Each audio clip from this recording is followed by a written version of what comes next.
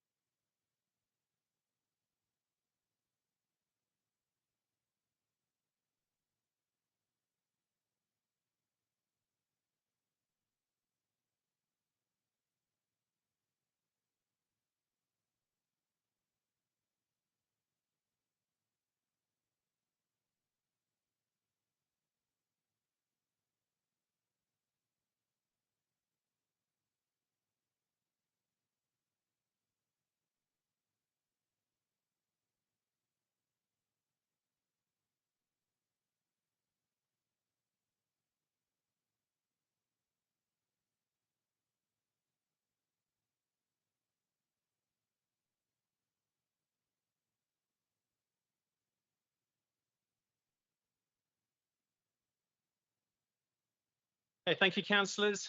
It's now 6 o'clock. We will start the meeting. Is everyone ready to go? Councillors, we all good? Lovely.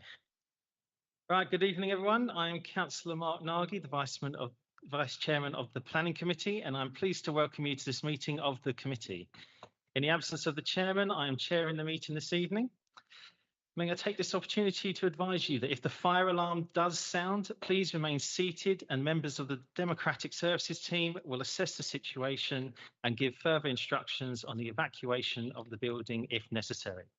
Tonight's proceedings will be webcast by the council, but if anyone else is intending to record these proceedings, can you please let me know now?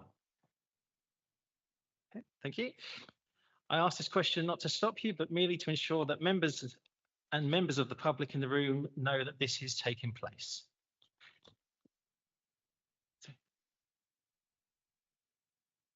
Okay. Yeah.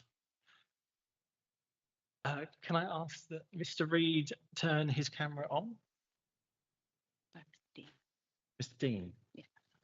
Yeah. Yep. Mr. Dean, do you have your camera on there at all? Yes, I do. Lovely. Thank you very much. Oh, you need to turn it off. Sorry. Apologies. Certainly. No problem. No worries. Thank you. Okay. I'd also like to advise members that they should only address the meeting by way of their microphones and to remind them to turn their microphone off when they have finished speaking. Okay. Item number 1. Do we have any items for apologies other than Councillor Wilby? No. Item number 2, do we have any substitute members? Councillor English, Paul Councillor Wilby, unless of course he turns up later in the evening, which he might do. Thank you very much. Do we have any visiting members? If you'd just like to introduce yourself. Councillor Jones here for item 18, the application for Woods View at Detling. Thank you.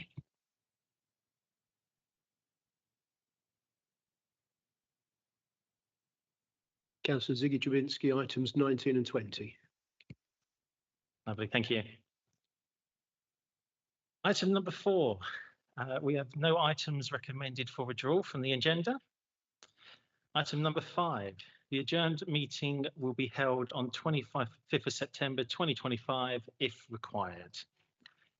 Item number 6, I intend to take the written and verbal updates as urgent items as they contain further information relating to matters to be considered at the meeting. Moving on, item 7, are there any disclosures by members and officers? Councillor? Items 13 and 15 are Maidstone Borough Council items, but I've had no involvement in either of those as a member of the Cabinet. Thank you. Anyone else? Councillor English. Ditto for the Maidstone Borough Council items. And in addition, in relation to item 18, I am chairman of Detling Parish Council, but I have not previously discussed this application in the parish council, and therefore intend to take part in the discussion should I still be here. Thank you. Anyone else? Councillor Harwood? Thank you, Chairman. Yeah, exactly the same as my cabinet colleague. I've had no role at all in these, so therefore intend to speak and vote. Thank you. Thank you. Councillor Thompson? Thank you, Chair. Ditto my cabinet colleagues' remarks on items 13 and 15. I'm the ward councillor for Boxley Downs, so that covers item 18. I'm also a member of Detling Parish Council, but as per a standard remarks made by other members, I'm not predetermined with regard to item 18. I am also a cabinet member for economic development, and I have taken a policy view on the economic development issues, which we will see in item 14, but I have not had any personal or particular interest in that case, and therefore am open-minded and expect to contribute to the debate and to vote in it. Thank you. Thank you. Councillor Gooch?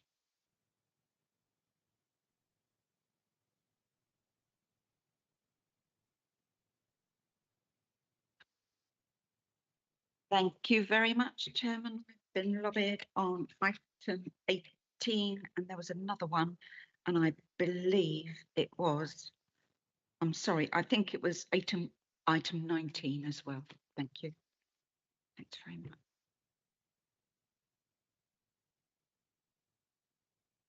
Councillor Cleater? Not sure whether it's a disclosure, but just to say I'm the ward member for the school annex school name Maidstone. Right, thank you very much, councillors. Moving on then, on to disclosures of lobbying, starting with Councillor Gooch and going round.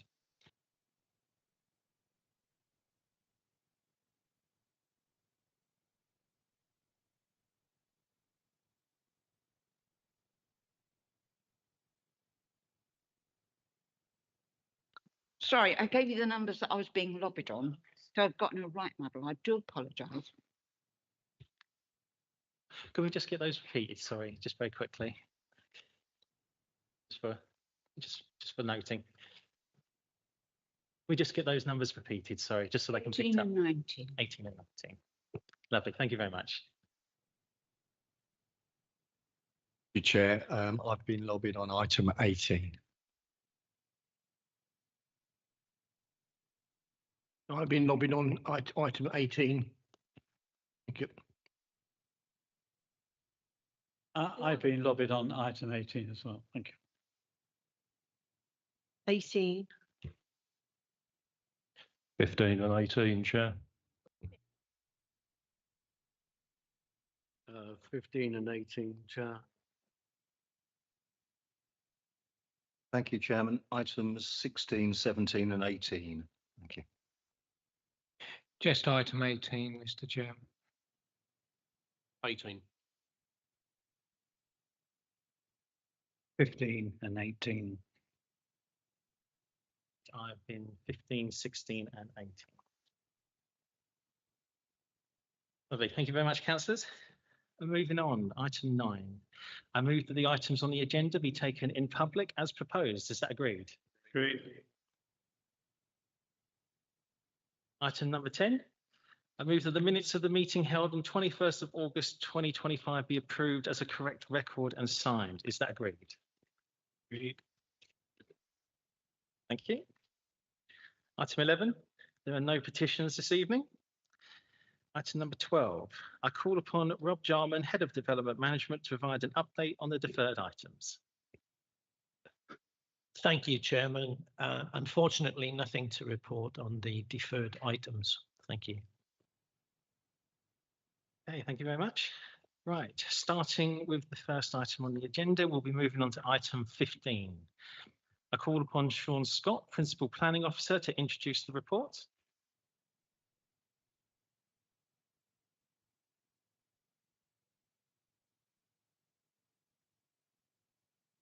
Thanks, Chair. So the first item is relates to application for full planning permission at School Annex, School Lane in Maidstone. The proposal is for a change of use of former school annex into a residential dwelling, including alterations to fenestration, use of existing outbuildings as ancillary storage, creation of 2 parking spaces, and erection of fencing and gate and associated soft landscaping. Here are some images of the front and rear of the property. And here is the relationship with the neighbouring property at number 3 School Lane. You'll see it's quite an unusual relationship. So here are 2 windows which serve a kitchen, but they're secondary windows, and they face directly onto the land of the school annex, which would be the future garden of that property. So I've got here the proposed layout, which shows there would be improvements to the rear of the property through inclusion of soft landscaping. In addition, there are 2 car parking spaces and hard landscaping is proposed. To address concerns over privacy to the adjoining property, amendments have been provided for a 1.8 metre by 1.8 metre trellis screening between the 2 properties here. And then, in addition, due to concerns over bin storage and odour, the bins have been moved further along away from the boundary and away from the kitchen windows of the neighbouring property.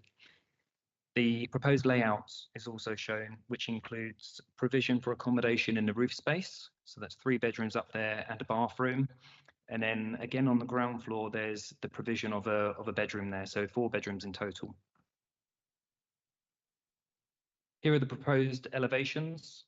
The most significant change here are the 3 dormer windows and the roof light. There's also an adjustment to the fenestration on the ground floor and on the side to adjust to the suitability of the living for future occupants.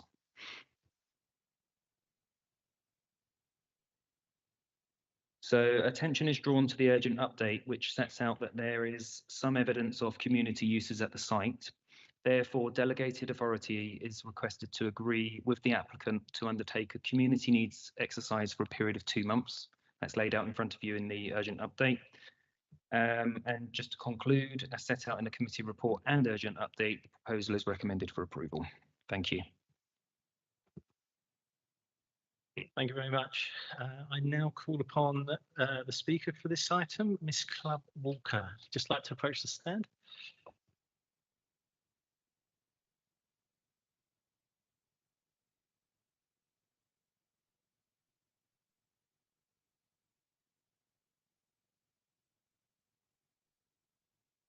Okay, good evening, committee. Thank you for the opportunity to speak at this meeting. I'm commenting as the owner of the adjoined property, the Old Schoolhouse. I would like to be clear that we are not objecting to this planning application. So here we go. I'll just read my notes. We were previously informed by Maidstone Borough Council that due to the heritage interest of the building, even though it isn't listed, there are limitations on what can be done to both the building and the surrounding site. We were advised that extensions are not permitted, no new construction can occur from the ground up. Furthermore, any proposed work cannot alter the fabric of the building. Introducing dormer gable windows would require changes to alter the roof's appearance to the rear, leading to our garden and neighbouring properties being overlooked.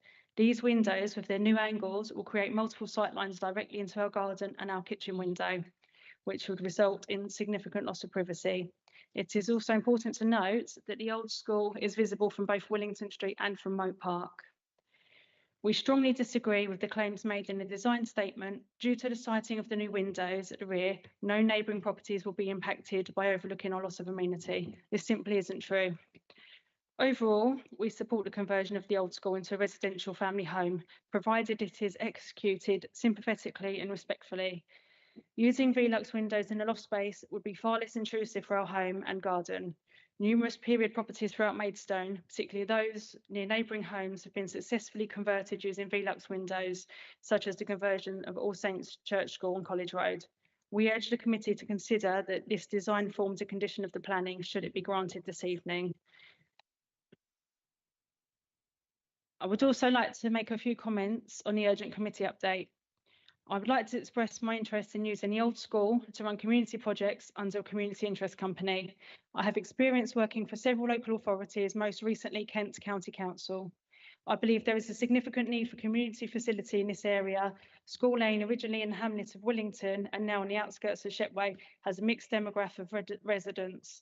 Currently, there is a clear absence of a community building or facility. The local church was converted many years ago into a much needed special educational facility.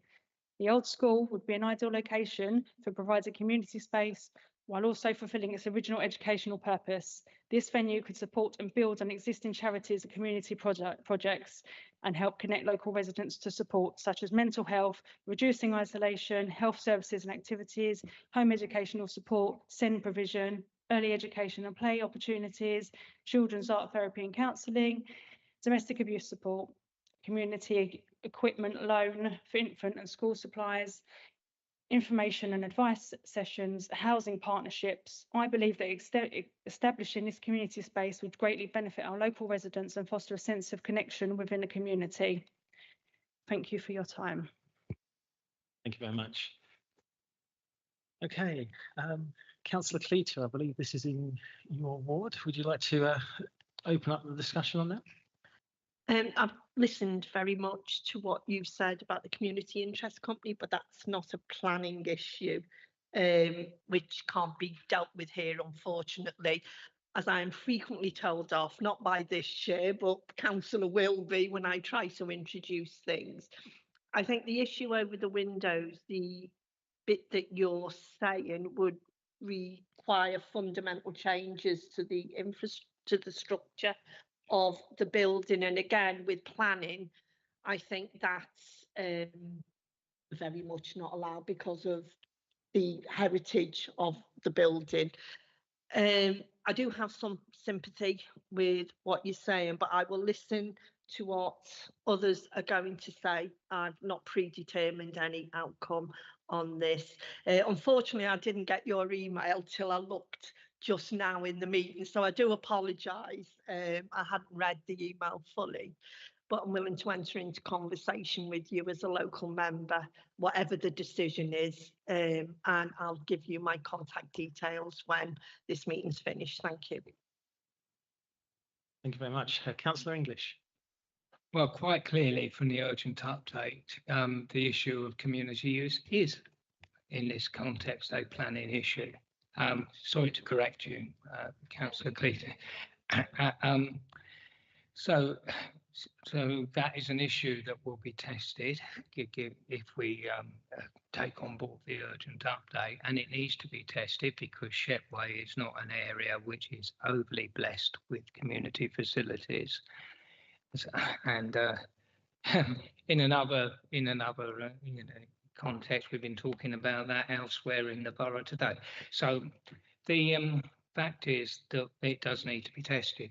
Now, in relation to the comments raised by the objector about overlooking and alternative wind fenestration approaches, can I ask what the officer's view is on the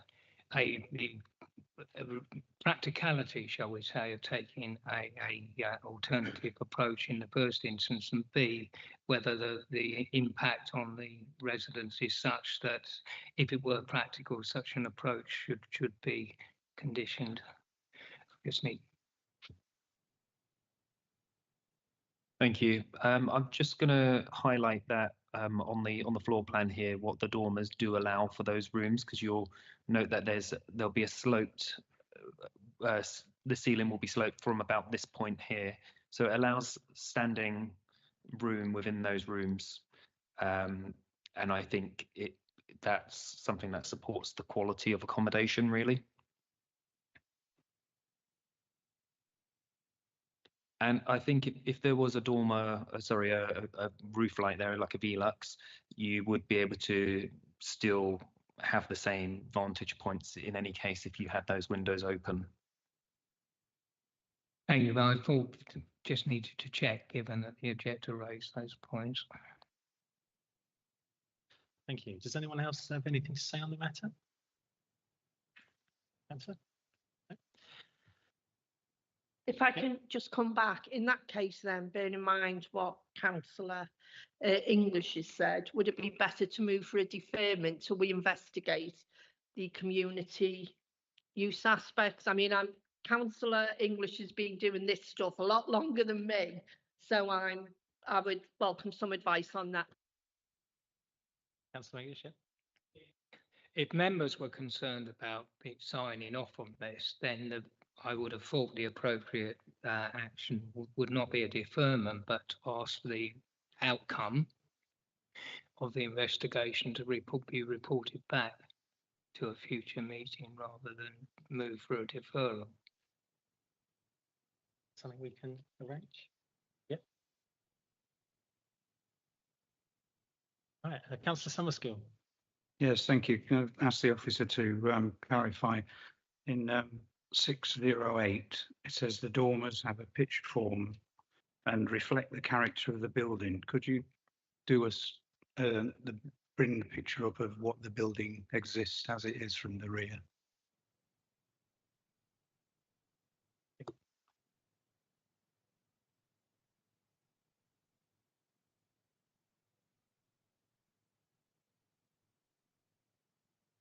So this is the rear pitch of the roof.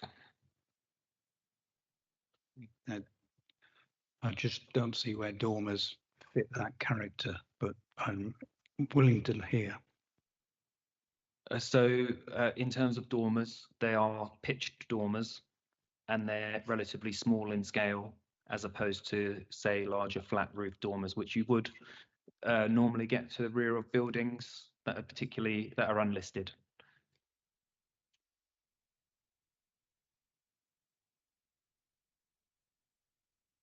Thank you. Anything further on that? Right then, it has been advised, based on we've discussed now, that we look to put this into deferral so that we can go back and look at the public interest and what sites are would have any interest in the site. Do I have a seconder on that motion? Thank you. Yeah, little baffled why we wouldn't report back the result, the outcome for a committee decision as opposed to a deferral. I'm not quite sure why we would do that, but I'm happy to hear the advice. I think the result is the same. As It in, is. yeah. Fine. In that case, I'll propose that, but I have to say I'm a little surprised, but I'm happy to adopt either result because it will end up with the same situation with us being discussing again. I was just anxious to make sure we did it quickly and that the people were not, shall we say, inconvenienced on either side of the discussion. I think Sean, in his urgent update, is specifying 2 months, I think, which is way below the normal 12 months.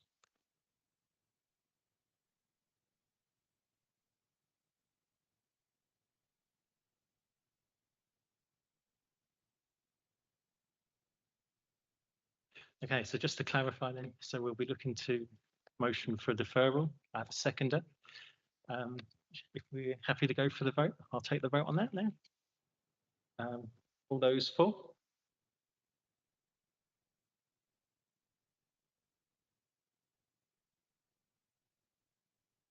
Against? And abstain? Okay. No. Unanimous, yeah, 12. All right, thank you very much. Okay, moving on to the next agenda item. We're moving on to item 18, page 113, Woodsview, Matt Hill. So I call upon Diane Chaplin, Development Manager Team Leader, to introduce the report.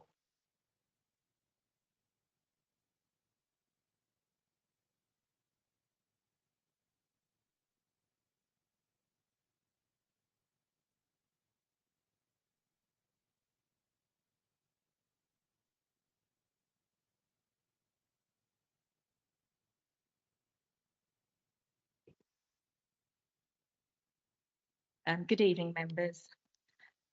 This application is for a demolition of a garage, summer house and extension with the proposed erection of a side and rear extension, changes to fenestration and enlargement of the parking area.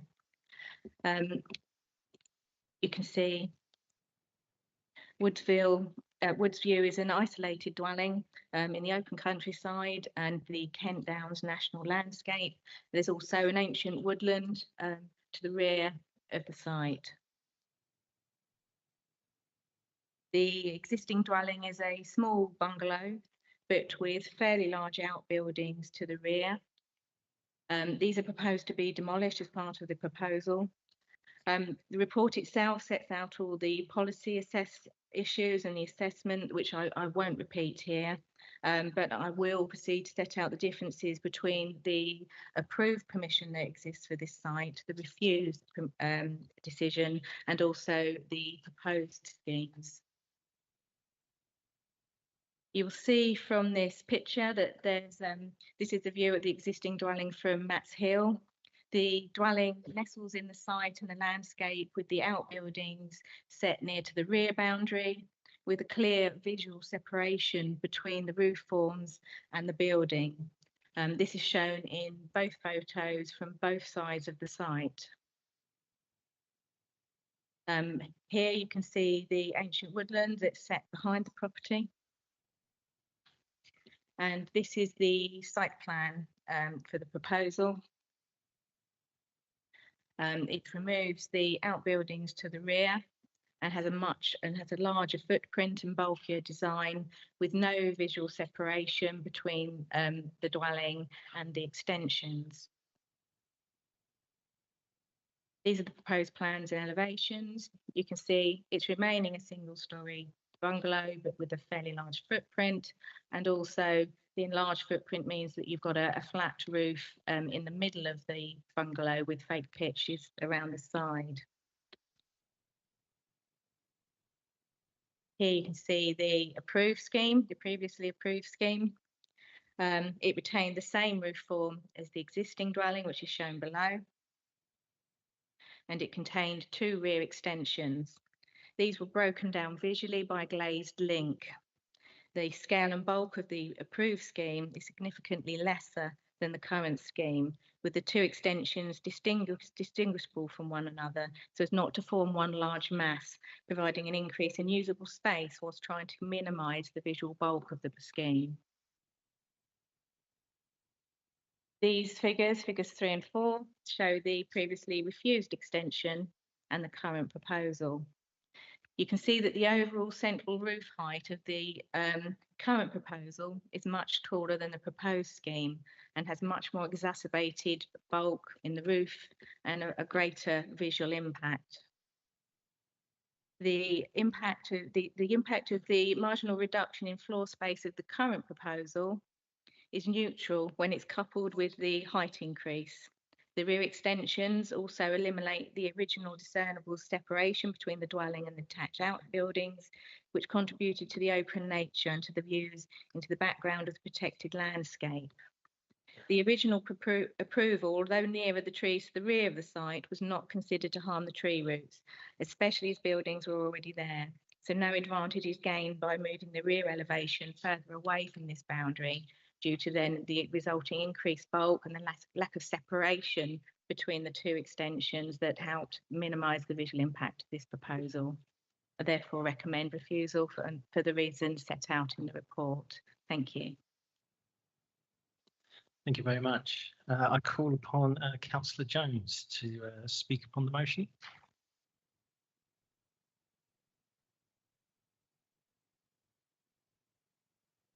Thank you, Chair. This is not an unreasonable scheme for a modest extension to an existing dwelling in order to create a forever home for a local family. Looking at the comparisons at page that's item 2.1, the report, there's no significant changes in the massing, with the majority of the elevations remaining the same. The northeast and southwest elevations are virtually unchanged, while there is some enlargement at the back of the property. The building, as proposed tonight, is actually 3.5 metres less in width than the original approved application a little while ago.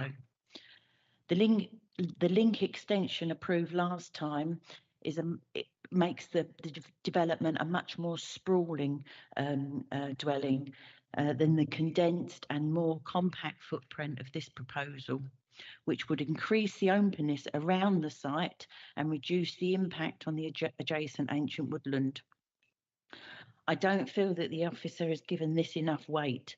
It's common sense that moving the extension further away from ancient woodland, which would actually bring it 7.5 metres away from the ancient woodland, obviously it will lessen the impact on the adjacent trees. The design is a significant improvement in that respect, and we should be supporting the scheme for that reason alone. I can't agree with the report at 617 that this modest scheme of extension would be significantly harmful to the open nature of the countryside. This is an overreaction to a reasonable extension with a notable reduction in footprint and spread compared with the previous approval, and with the benefits to the adjacent woodland. It makes no sense to say the proposal would be sprawling, given that the footprint is much smaller. We should be supporting this scheme as it would not cause any harm to the adjoining countryside and would be a clear improvement on the last approval. Thank you. Thank you, Councillor. I now call Miss Page, the applicant, to speak on the matter.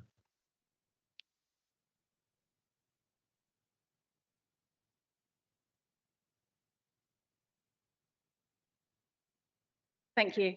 Good evening, Chair and members of the committee. Thank you for the opportunity to speak tonight. I'm sorry for filling up your inboxes. I'm here to respectfully ask for your support for my revised planning application for Woodsview, which is more than just a property to us. It represents the chance for us to stay rooted in a community and in an environment that we've been part of for over 25 years. My partner is a retired, long-serving firefighter and dedicating his career to public service. We've raised our family and kept our horses on the adjacent land, which is at the back end of side, having made this area our home. Liz, the previous owner, she lived there for 60 years and enjoys watching the children ride. It was her express wish that we should have the opportunity to buy and restore the property, knowing how much we care for the land and the surrounding environment.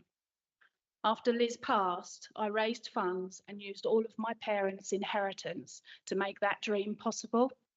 And as you're aware, I do have planning permission for an extension, but the realisation of the environmentally concerning aspects of the design poses serious risks to the ancient woodland adjacent to the property.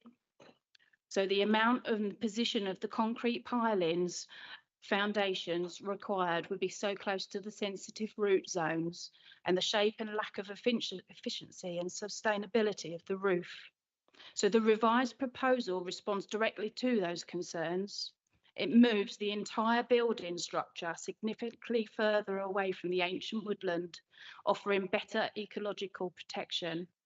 It reduces the footprint by over 3 metres, creating more openness, softening the visual presence on the landscape and allowing more open woodland views. It converts the external walls into internal walls, avoiding unnecessary new concrete foundations, a key step in reducing our carbon impact.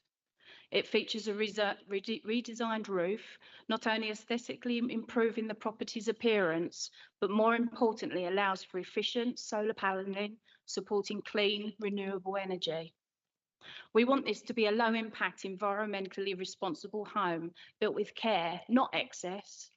We'll explore air source heating, ground source heating, high-grade insulation, modern glazing. But the nearby homes, they're much larger, multi-storey dwellings over 3 floors. Ours is a single-storey, modest and thoughtful, long-term home for my family to grow and hopefully retire in. All our neighbours and local residents are fully supportive, for which I'm incredibly grateful for the encouragement. This isn't about building more, it's about building better. for my family, for the land we deeply care about, and for our community and for the generations future to come. Thank you for your time and your consideration. Thank you very much. Okay, we'd like to open the discussion on that. I have Councillor Harwood speaks first. So, oh, the ward member, sorry. Councillor Thompson. Sure, yeah. Okay then, Councillor Harwood would like to go. Right, thank you, Chairman. I went and took a look at this site when I had a meeting in Bredhurst for the Lidsing site the other day.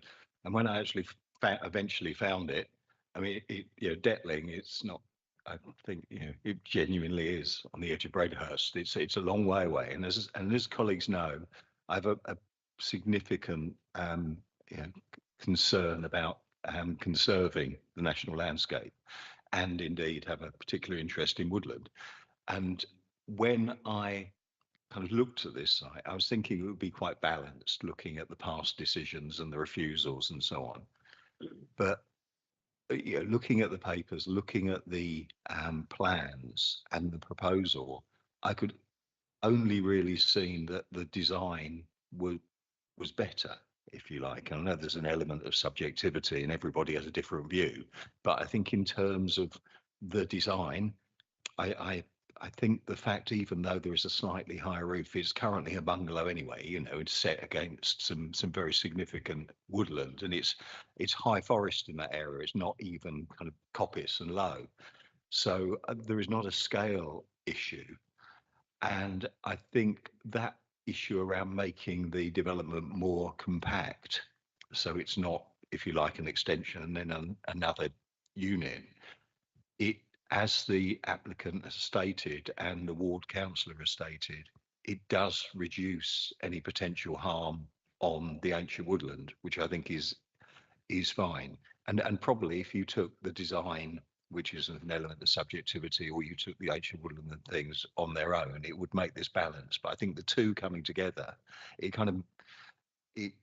I am minded that we should permit this, because we will end up with a better scheme than the permitted scheme. I understand that the case officers' issues, but I do think all of them are balanced in terms of their policy impact, and I do not see harm to the countryside. I do not see harm to the national landscape, and there will be less harm to the semi-natural ancient woodland. So I think what I'm saying is that I'm quite prepared to move that we do permit.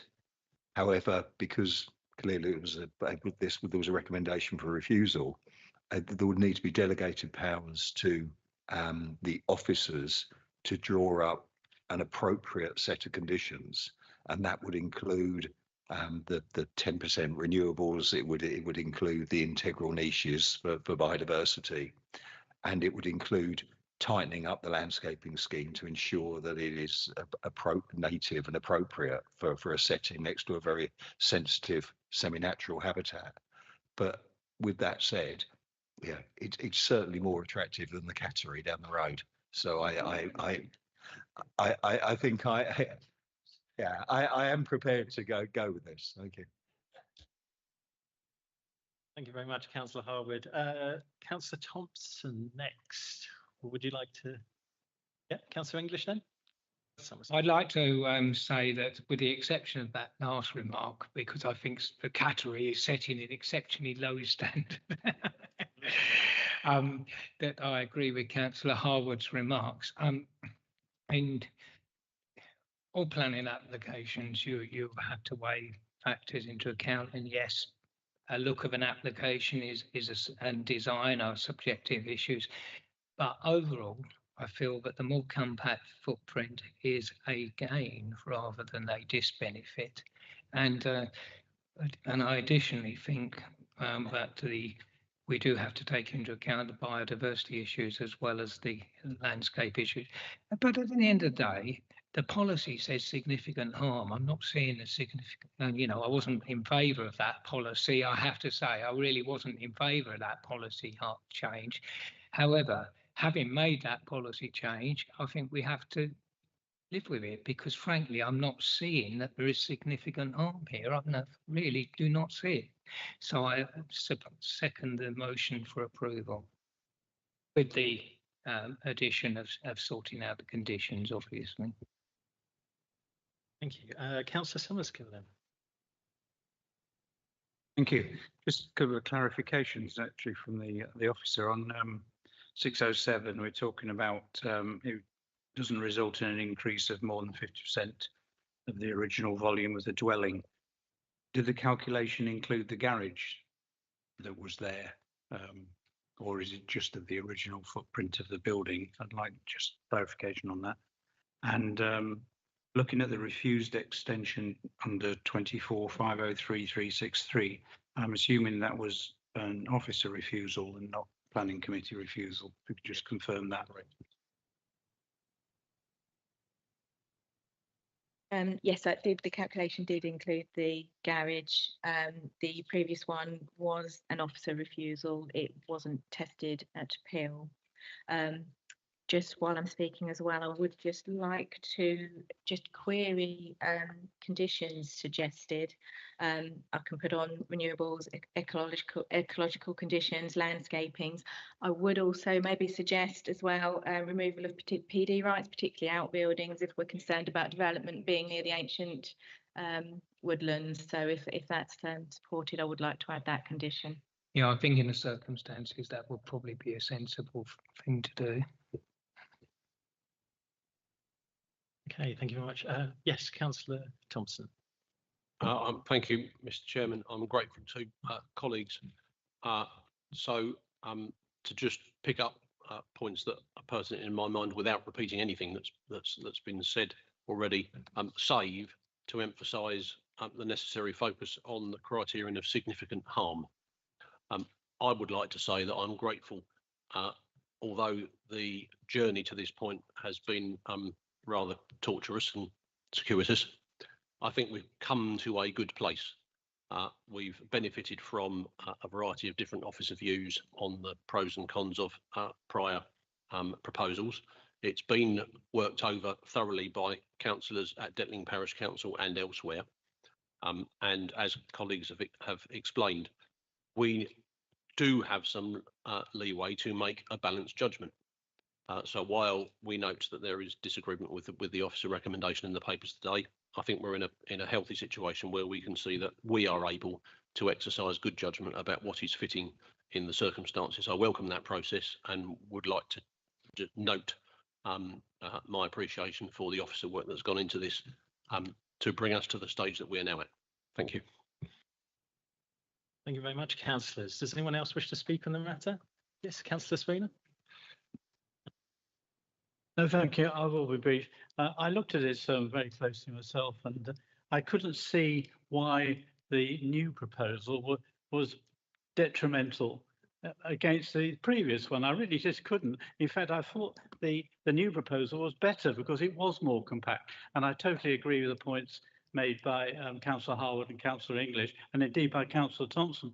Of course, I also bore in mind that this is supported by the Parish Council, Detling Parish Council, and supported by the ward member as well. So I think these are powerful supports, to be honest. And I just felt that the new proposal was just actually better. And the significant harm that, again, I think Councillor English rightly highlighted, I couldn't see it, you know. So I totally support the proposal to refuse it. Obviously, we need to look at the condition. I understand where the officers are coming from, but I think in this case, I think the balance is definitely goes towards refusal, and that's what I would be getting. Not refusal. I apologise. John, approval. I've got the cattery on my mind. Yes, I support approval. Of course, I do apologise. Thank you. Lovely. Thank you very much, Councillor. Anyone else? Okay, thank you. I'd just like to ask Councillor Harwood, just if we could just clarify the parameters for the approval. And then obviously I have Councillor English as a seconder. So if we could just clarify those for the minutes, and then we can go to the vote. Well, it was the three that Councillor Harwood originally added, but I've minded to take on board the officer's suggestion about removing PD rights in the circumstances, unless Councillor Harwood has an objection.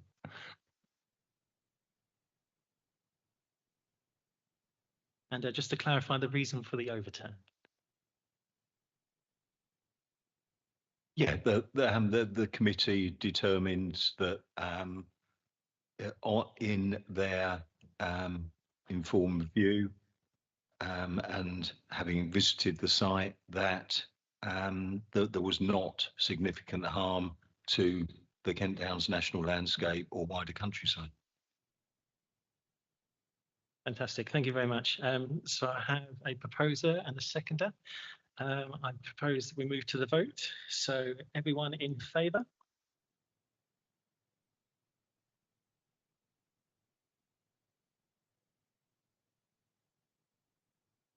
Thank you very much. That's 11.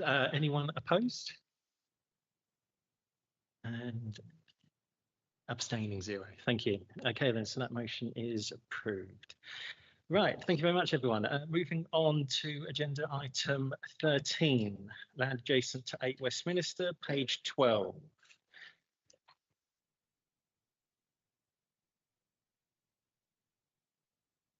I call upon Paul Hegley, Landscape Officer, to introduce the report. Thank you.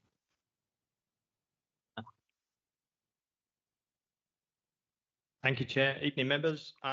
This is a TPR application for land at 8 Westminster Squares made by Maidstone Borough Council's Parks team. It is, this is the tree in question. There's one tree down on the schedule to be pruned. It's a large sessile oak to the flank of number 8. Little circle on your plan there on the papers. This is the view of the oak tree looking down towards the back of the house. As you can see, the oak is pretty much quite large and kind of grown over the property. So the proposal in this application is to cut back the tree to give a clearance of 2 metres from the property. And another view, this is looking up at the branches that are currently resting on top of the roof of the property. The tree has been cut back in the past, so the works are appropriate and considered acceptable, and it's approved for approval as per the papers. Thank you.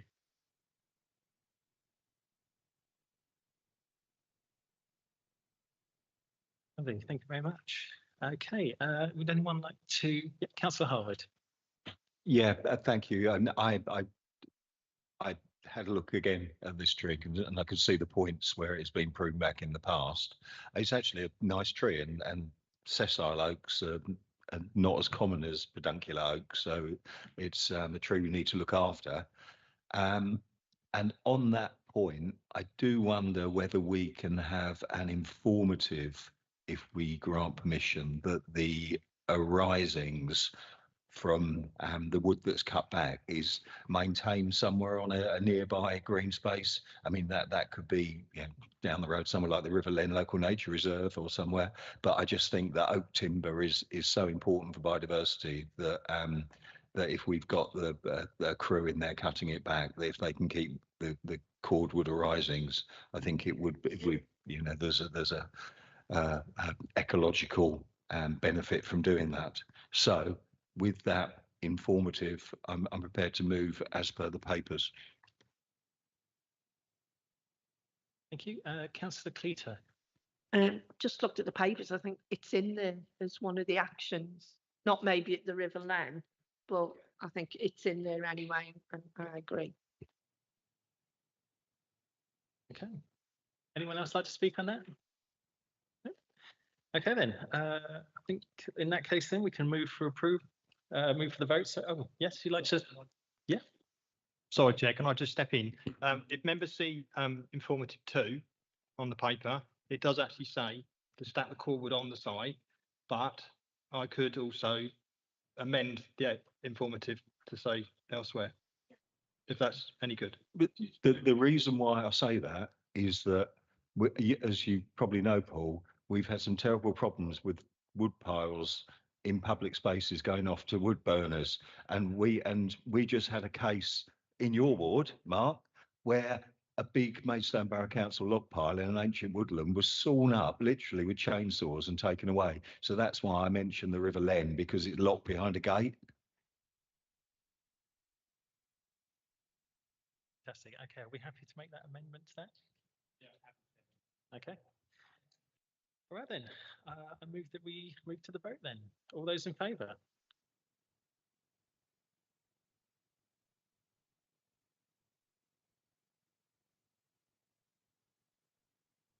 All those against?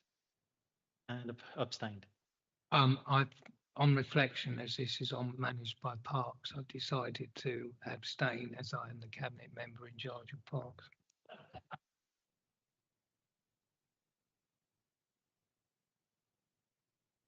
Understandable. No worries, Councillor English. Thank you. Okay then, moving on to agenda item 14. Do we need 2 minutes? Yes. Okay, I've just proposed that we take a couple of minutes break just so that we can confirm some information with the local councillor quick. So if everyone would just like to take a 5-minute, 10-minute respite, we'll re-adjourn after that's been clarified. We'll just go with 5. 5, sorry, yeah.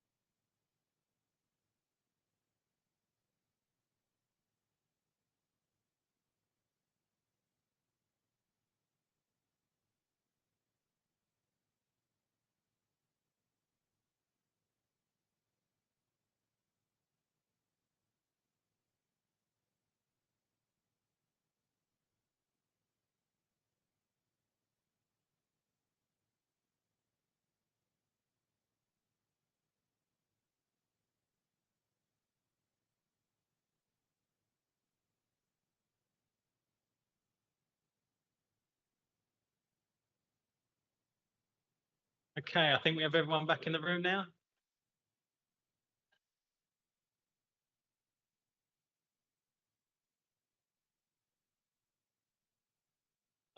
Lovely.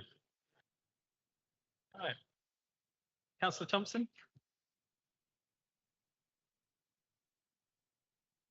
Councillors, we ready to? Yeah. All right. Thank you very much, everyone. We'll now restart the meeting. Is everyone's ready? Yep. Okay then, so we'll move on to agenda item 14, Mount Farm Greenway Forestall. I have this down as a starred item, but naturally I will ask if anyone would like to speak on the motion at all. Councillor Harwood. Yep. Okay then, in that case then we'll need to have this introduced. So I call upon,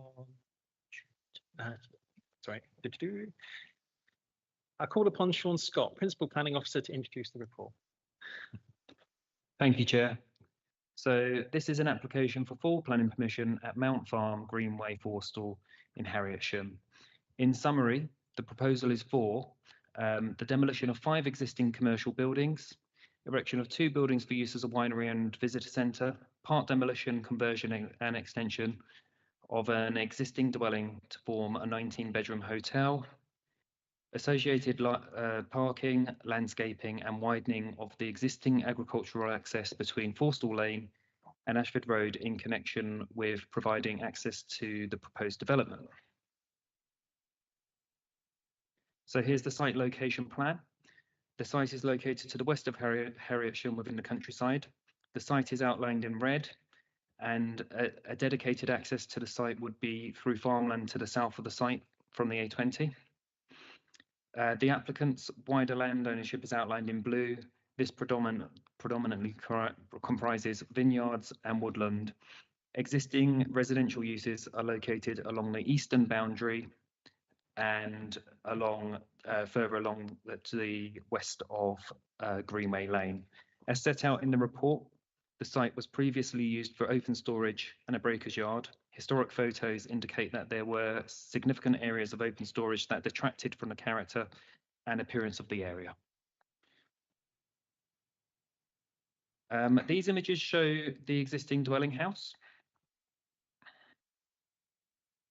These images show the buildings that would be subject to demolition, an existing pond to be retained and enhanced, some remaining rubble heaps. It's evident that the applicant has made efforts to clear the site since taking ownership of the site. These images are much the same, showing the hard standing within the site and giving an appreciation of the rural backdrop looking towards the national landscape. So these are northerly views from the site, again looking towards the national landscape. Here are some key views looking northwest in a northwesterly direction at the top there. Also the access into the vineyard site with the Oakland residential development to the east, and this is Greenway Lane, noting the single lane narrow access. So from left to right, you can see the agricultural access looking towards the site and then back to the A20. The access is onto the A20 as well, noting the pedestrian footpath and finally the greenway. So this is the site layout plan, the proposed site layout plan, I should say, of the main site, showing the winery building, which is here, a visitor centre with the triangular form to it, 2 parking areas. So you've got one here to the west of the hotel, and then the main visitor car park to the south of the site. And then you can see that there's landscaping improvements throughout in the form of hedgerows, trees, internal structural landscaping, grassland, and the retained pond area. So the site layout plan here is for the accesses. So you'll see here are the proposed arrangements from the A20. This is the A20, and this is the arrangements from Greenway Lane. Amendments have been provided following extensive consultation with KCC Highways. The amended access from the A20 includes measures to include conversion of the existing narrow single lane access into a two-way Bellmouth junction, allowing appropriate visibility displays, conversion of the, a priority junction arrangement with a ghost right turn lane here, and then signage denoting the new junction and to direct visitors to the site. Also amendments here to widen the agricultural access. So that's this point here. So to allow for two-way traffic, as well as a 1.5 metre wide pedestrian access alongside. Where the site access meets Greenway Lane, it's proposed to widen the highway for two-way movements up to the main entrance of the site. So that's from this point here, where the access joins the Greenway up to the main site entrance here. So that'll be two-way. So this is the winery. The winery building would process the grapes into wine, including fermentation and mixing tanks with bottling, aging and disgorging processes to take place here. The building would be arranged over 3 levels, with approximately half of the building below ground. As the land slopes down to the north, it would appear as a lower 1.5-storey building with a 2-storey impact to the north. The basement level would be fully below ground, that's here, and the building would be finished in corrugated cladding with a standing seam roof being arranged into 3 shallow arches. Here is the proposed visitor centre. This would contain a restaurant, tasting room, shop, WCs and a bike store. The single-storey building would have a minimalist contemporary design. Notably, it would include a monopitch sloping roof with sedum green roof and solar panels. The finishes would include an aluminium coated facade system and dry stone wall features, with a condition recommended to ensure the finishes are sympathetic to the landscape, and so that the stone would be Kentish ragstone. This is the existing dwelling house, which would be extended and converted into a 19-bedroom hotel. The alterations would remove a previously approved cat slide roof, as seen here, meaning that the building would be set back further from Greenway Lane. A 2-storey extension would be located on the western flank with a single-storey extension set back on the eastern flank. To the rear would be a 2-storey extension which squares off the building. Materially, the proposed building would comprise Kent peg tiles on the roof with hung clay tile, oak overlap cladding, reclaimed brick, and solid oak posts and heritage roof lights. These are all to be bound by condition. So these are the site sections. These images are quite useful in being able to understand what the outline of the existing development is compared to what's being proposed here.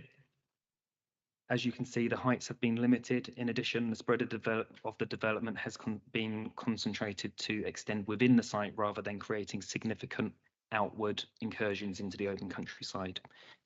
I draw attention to the urgent update, which sets out amendments to the BNG assessment and seeks to secure 20% BNG with a condition as well as ahead of term to secure a 30-year monitoring period as well as a monitoring fee. Finally, I seek another urgent update for an amendment to the description of the development to reflect the visitor centre being a single-storey building with the winery being a 2-storey building with basement. As set out in the committee report, an urgent update, the proposal is recommended for approval. Thank you. Thank you very much. As the application has been called, I welcome Miss Egerton, the application, to speak.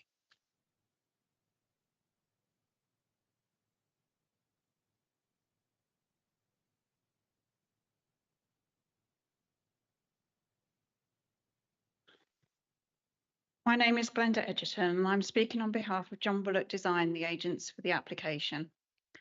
The existing site is a brownfield site that has been used by 14 businesses, including a breakers yard, commercial vehicle repairers and a residential dwelling. These uses involved significant large vehicle movements that were harmful to the surrounding rural amenity. The proposal will bring the site back into one unit with the adjacent site at Wild Shark Vineyard, as it was about 30 years ago. To support the adjacent lawful vineyard, the following facilities are proposed. A winery for processing, bottling and storage of the wine, meaning that vines will no longer have to be transported elsewhere for processing. A visitor centre for wine tasting and wine tours to include a shop selling wines and local produce, restaurant and a wine tasting area. This will allow customers to feel connected with the process involved in producing the wine. An ancillary hotel and parking for visitors and staff. It's proposed to retain and convert the residential building to the front of the site that's been unsympathetically altered over time and make improvements to the design through the introduction of high quality materials. The removal of the buildings behind that, along with the non-conformist industrial uses, will result in a visual improvement. The proposed visitor centre is of a contemporary design and the winery takes the form of a barn. The buildings have been designed to have a high quality finish and relate well to the surroundings. It's proposed to plant additional native planting to provide further screening of the site. Access to the development will be via the existing agricultural access from the Ashford Road. The agricultural track will be widened to allow for two-way traffic and will allow traffic to cross between the Ashford Road and Greenway Lane to reach the site, meaning that the extent that traffic associated with the site will be travelling along Greenway Lane will be significantly reduced from the existing situation. The proposal will also result in a significant reduction in HGVs travelling along Greenway Lane, thereby resulting in an improvement to highway safety. Despite there being no statutory requirement to meet biodiversity net gain, a 22% uplift is proposed within the application. Since purchasing the adjacent farm, in addition to planting at a vineyard that's been lawfully established, our client has sought advice from an ecologist and has carried out extensive planting of native species, resulting in an increase of over 59% biodiversity net gain. The farming practice at Wild Shark Vineyard is based on regenerative viticulture, and our client does not use man-made fertilisers or insecticides on their land, thereby ensuring that there's no harmful impact on biodiversity. It's hoped that you can support the application. Thank you very much. Okay, I'll turn to Councillor Harwood.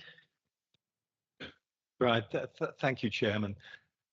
This is a really sensitive application. I mean, yeah, knowing this area very well, this is genuinely the visual apron of a really attractive part of the Kent Downs National Landscape. I think it's about 100 metres, 150 metres, just on literally the visual apron, just the flat before it rises up the scarp.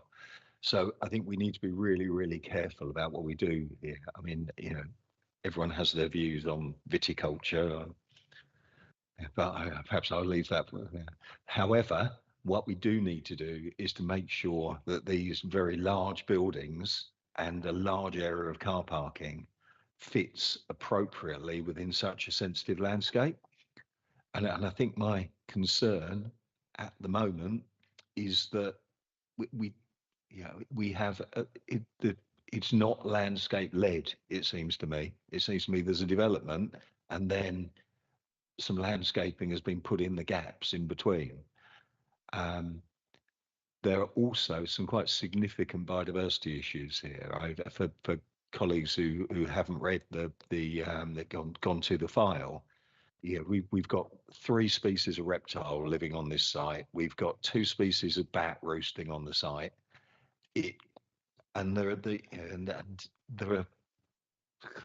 What KCC of Ecology have asked for is actually quite a big deal. They've asked for quite a significant receptor area because all those reptiles are going to have to be moved away from the development site to a new receptor site. And yet we have no detail whatsoever on that. We don't even have any detail on what the landscaping will comprise. So in my view, because of the national landscape setting and because of the sensitivity and because of the very special biodiversity of the site, when we get the detail, I think this is one of those rare occasions where the committee will need to see that the receptor site and the landscaping, both extent and species and form, is acceptable. So I think what I would like to do is to move, if you like, all the elements of the scheme there in the paper that we do approve.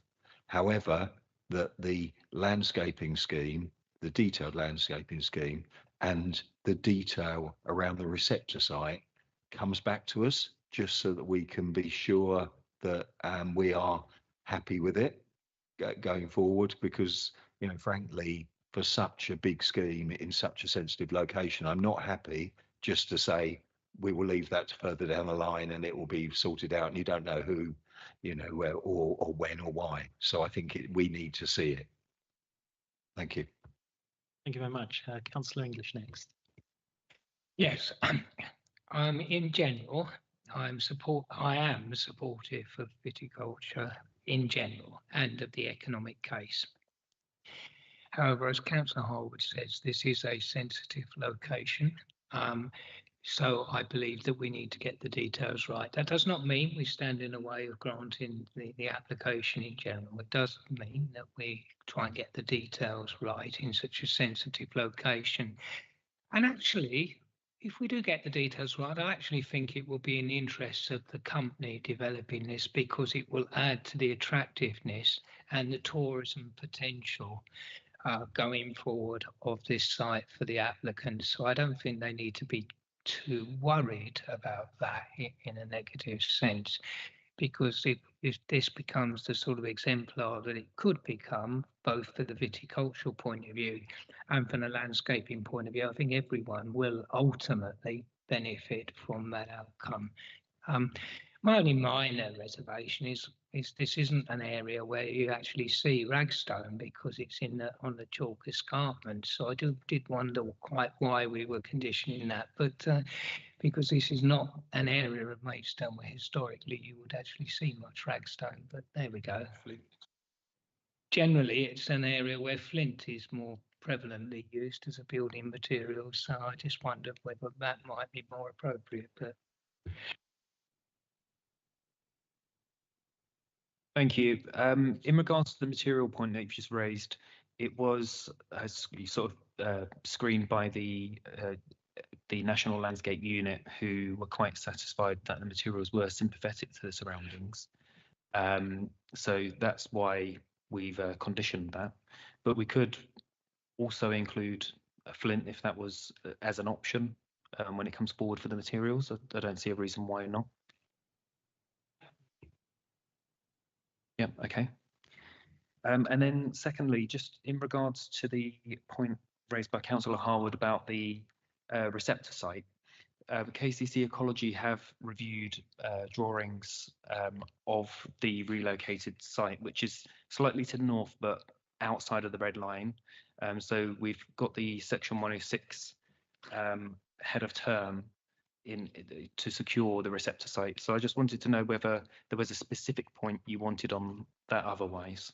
I think it really fits in with the landscaping scheme, if you like. What I need to understand is what will be done to that receptor site, because currently it is not the area that supports the reptiles. There will need to be changes there in order that it becomes hospitable. So I need to know what is going to be done to it. And I also need to understand, as Kent County Council Ecology have raised, what the long-term maintenance regime will actually be to ensure that open areas and so on are maintained for the warmth-loving reptiles. Thank you. Councillor Thompson. Thank you, Chair.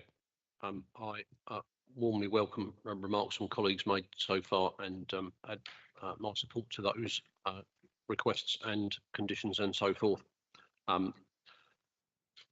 I have learnt a great deal in the time that I've sat in this chair, or indeed one across the way in the audience. The phrase "the industrialisation of the countryside" has been used many times, mostly by Councillor Harwood, but also by one or two others. It is heartening to see a fully rounded and synergistic application in this case. I'm grateful to the officer. It is not every day that we sit here and hear these words in this order: extensive engagement with KCC Highways. Just pause for effect. Noting the bullet points on page 22. In my recent travels around Boxley Downs ward, and indeed Lenham, Harwich and North Downs, I passed many sites that can only dream of conversion of narrow single lane access into two-way Bellmouth junction, allowing appropriate visibility displays, priority junction arrangement with ghost right turn lane signage denoting new junction and direct visitors to, and so on and so forth.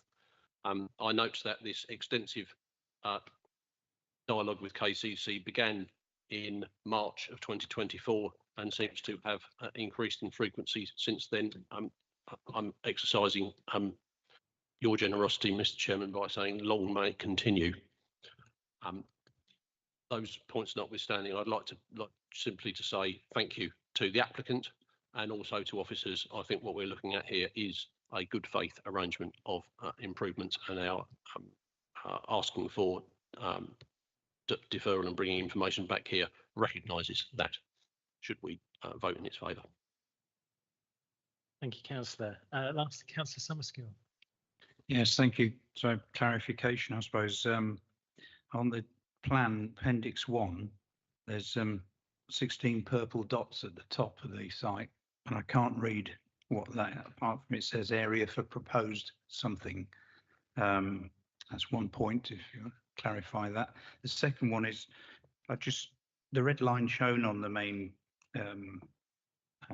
plan doesn't have the sort of wide rectangle at the bottom corner. I'm just trying to mismatch or match the highway at the bottom bit, which I think is a passing place or something at the very bottom, compared to the red line showing. I'm just checking that we've got the ownership or the liability right there.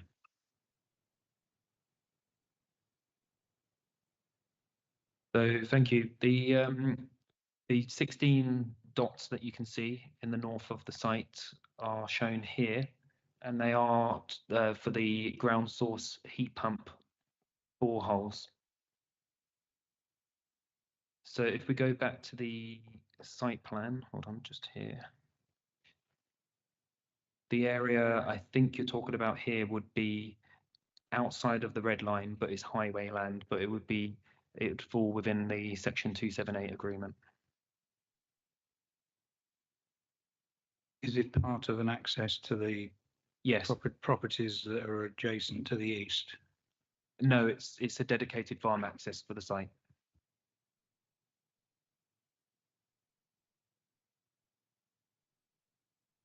Okay, thank you. Councillor Perry. Thank you, Chairman. I strongly support this proposal, actually, for one particular reason. It is very important for the local economy. The rural economy is very important, and viticulture plays a very big part in it. In my own ward, I've got a major winery, so I know what is involved with the winery, and this is very important. I don't think it's at all industrialization, because wineries have to be in the country, basically. But what is important for me is it's a major employer. It provides jobs for local people. Now, in my ward, I know that the Hashif winery provides over 40 jobs for local people in my ward, and that is very important. And I count that as more important than anything, quite frankly. And but I do believe that this proposal fits in very well with what is required of a successful viticultural winery business. And I certainly think in the Garden of England, I strongly support wine growing. And so I'd just like to say but I'd like to see this very much approved. Thank you. Thank you, councillor. Do we have anyone else wishing to speak on the matter? Councillor Spooner? Thank you, Mr. Chairman. I mean, I strongly support this application. I think it's a very, very good scheme. I congratulate the way the applicants have negotiated with the officers, and I think they've come up with a damn good scheme, which will be very, very good. It increases employment, it increases wine production in Kent. It's all part of the rural diversification of the countryside, which we need, and I strongly support it.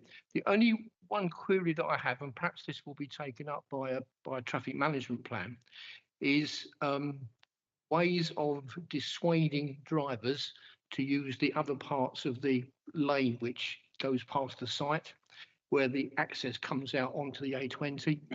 Perhaps there could be signs there saying no access to winery or something like that, so they will use the proper access and not the two other existing access. That's the only adverse comment that I have to make, but otherwise it's an excellent scheme. I wholeheartedly support it. Thank you.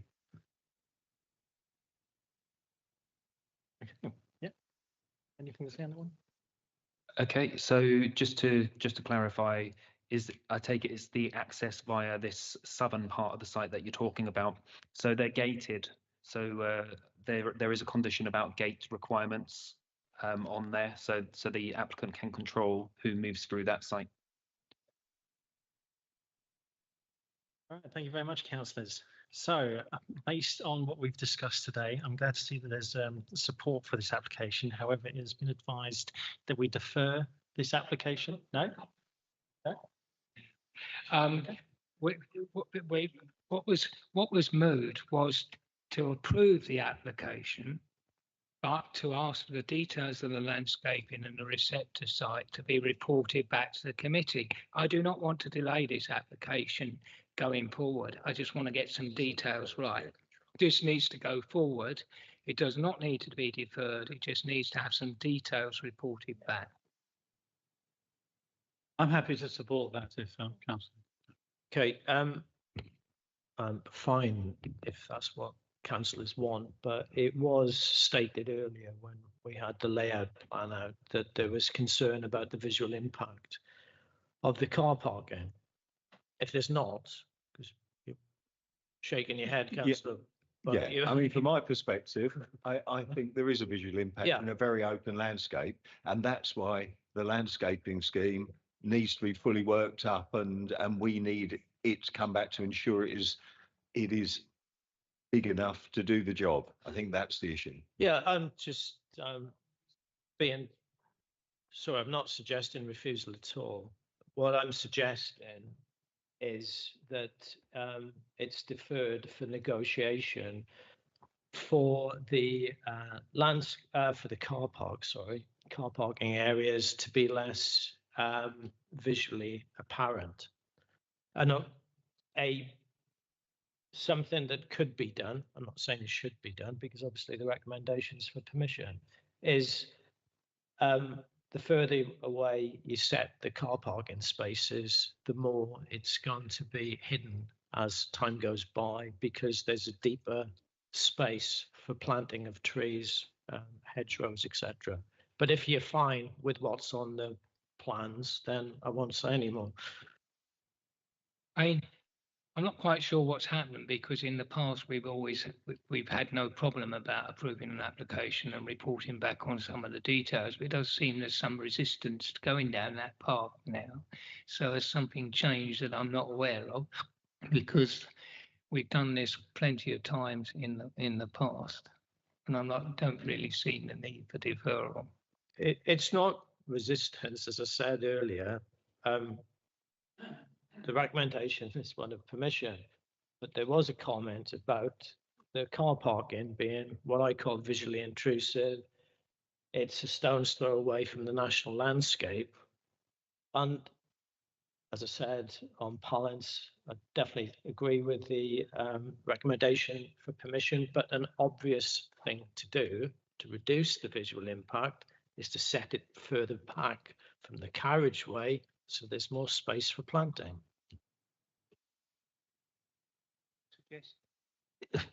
I can understand what you're saying, that essentially, if there's not much space, it doesn't matter what we do with the landscaping, it's still not going to screen that site in the foreground. And currently we've got 3 banks of parking with landscaping in the middle of them, which will be in a car park and will probably get hit by things and disappear anyway. A reordering of that car park to consolidate it would allow more space around the edge to screen the whole thing. So you've not got trees growing in a car park where trees don't like growing. You've got trees growing around the car park. So in order to not slow this down and to do that, can we give delegated powers to the officers to negotiate with the applicant to look at the configuration of the car park to see whether that will support the landscape, the kind of the high quality landscaping scheme that the whole committee desires? Is that okay? As you alluded to, Councillor Harwood, the only kind of screen I could think of in, with such a shallow depth would be something like a laurel hedge, which I presume councillors don't want, because that would be completely alien in this landscape. I'm the seconder to accept the amended approach. I really don't want to stop this application. I don't want to faff around with deferrals. So no, that's fine. I think. Just Chairman, just coming back, can I suggest that for good, tree husbandry and to screen it better, that currently we have kind of rows of landscaping within the car park, that actually we have a simpler layout, so it's a more compact car park, and the trees around the edge where they're more likely to survive, and they will screen it in terms of long views, because frankly, landscaping one row of cars from another, I don't really understand the reason. The purpose is what we need to screen is the scarp to the north. Thank you. All right, thank you, Councillor. So just to clarify everything, and so if we move that, we assign the officers with delegated powers in regard to the car park so that we can address any of the screening issues. And we also look to ensure that there is a report in regards to the receptor sites for the BNG, as well as any addressing the actual biodiversity net gain on the site as well. As long as we get a report back on that, we're happy to move on that. we're including plinth as an option on the materials.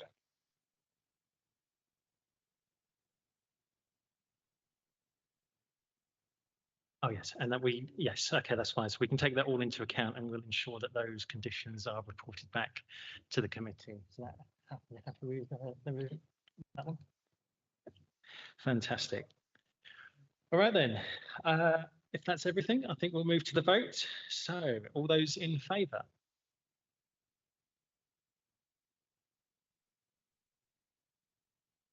Okay, unanimous. Thank you very much, everyone.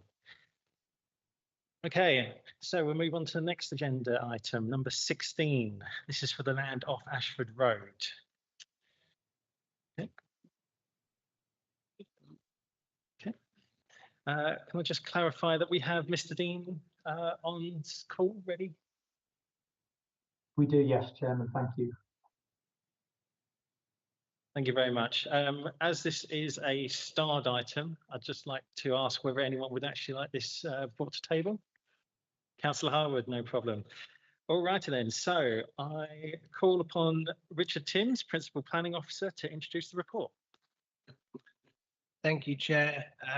Good evening, councillors. So this is an application for both outline and full permission, and I'm just going to clarify exactly what we are considering tonight. So this plan is in your papers.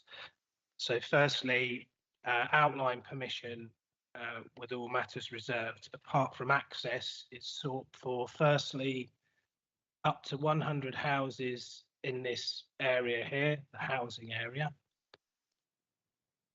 Sports pavilion and car park within this area here. And they would both have access off the old Ashford Road.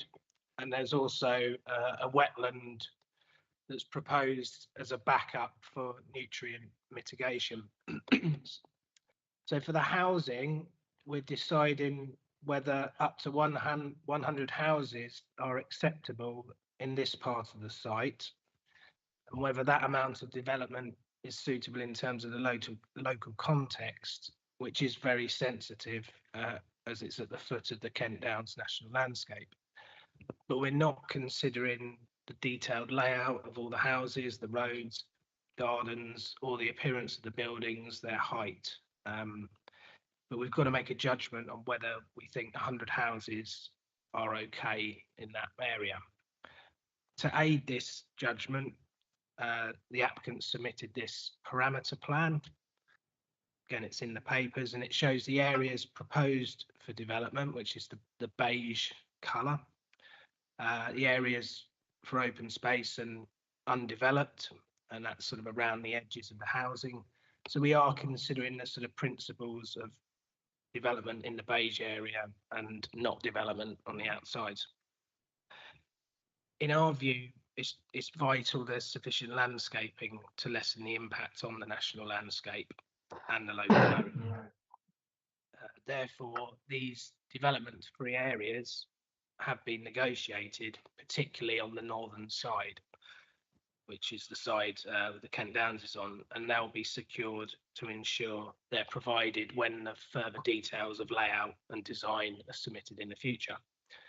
For the pavilion and the car park, which is here, again, we're not considering the final design of the pavilion or its appearance, just whether the principle is okay in that location. And then lastly, the full application part, which is the green part, is changing that farmland to sports pitches. And obviously, that will change its character, and we're considering whether that change is okay. And I'll just go through a few photographs quickly. So this is the cropped arable field. Here is the housing site. We're in the southwest corner. We've got existing cottages on the left. Now we're in the southeast corner, so those cottages are there. And this is the housing area. See the scarp slope distance.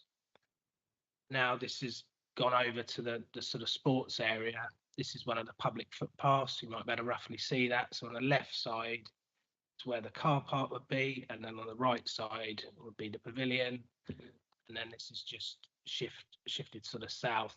Pavilions sort of in here to the left, and then the other side of this fence is where the sports pitches would go. So in conclusion, we consider that subject to securing the development-free landscaped areas on the edges, particularly on the northern side, and through an agreed master plan to guide the reserve matters. With that in place, which is secured, the proposals are acceptable and permission is recommended, and there is an urgent update. Thank you. Thank you very much, Councillor John. I've been promoted, relegated. Yeah, this is quite an unusual application in that, as councillors can see, it was submitted in 2019, with the 19 being a bit of a giveaway. So the application has changed size on about 3 occasions, I think, and the focus has been around nutrient neutrality.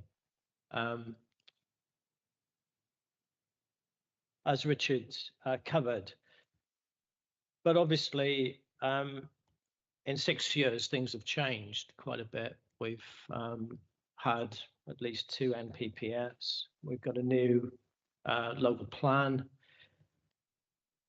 And as per the previous application, we do have to give a lot of weight now, not just for legislative reasons, but because of our own policy on biodiversity net gain. So it's unusual in that we're asking for delegated powers to negotiate and get more information on a whole host of issues. I won't go through all of them, but principally, we need to consult Kent County Council Ecology, on the biodiversity net gain. I see that as fundamental. Secondly, I see this fundamental in that what is proposed is a substitute for the William Pitt playing fields, which are going to become part of a housing estate. So that it needs to be at least of commensurate quality, if not better quality. In my opinion, we need to consult the statutory consultee, which is Sports England. So that's two fundamentals for me. And thirdly, I know there's a tendency to, like the debate on the last application, there's a tendency on outlines in particular to say, oh, let's condition everything. But my concern is that what's actually in the Lenham neighbourhood plan is a density of 22 dwellings per hectare. What's proposed here is a minimum density of 30 dwellings to the hectare. So by my maths, that's over a third more. It's a generalized density, the 30, and those kind of densities I'd associate more with the urban area of Maidstone or the sort of the historic core of Lenham, but not for a site on the very eastern edge of Lenham, in the immediate foreground of the North Downs escarpment, which is, as you all know, is a national landscape. So that's the reason why I'm asking for a lot more detail to be, in basic English, to be sorted out first, rather than leaving it all to reserved matters. Thank you very much. Right, we just asked Mr. Dean if you'd just like to make your statement on the account. Thank you, Chairman. Most kind of you to allow me the time to address yourself and the committee this evening. This application is an allocated site and is fully compliant with both national planning policy and the council's recently adopted local plan. Sorry, Mr. Dean, we're just having a bit of an issue hearing you on that side. Could we just try and clear up the microphone there, if that's okay? Let me try again. That's my microphone on full. Can you hear that okay? Okay. And can we just bring the volume down a little bit? Oh, down. I beg your pardon. Sorry. Let's try that. Is that better? All right. Yep, that's fine. Thank you, Mr. Dean. Carry on.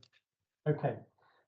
This application is an allocated site and is fully compliant with both national policy and the council's recently adopted local plan. Notably, it also benefits from the presumption in favour of sustainable development.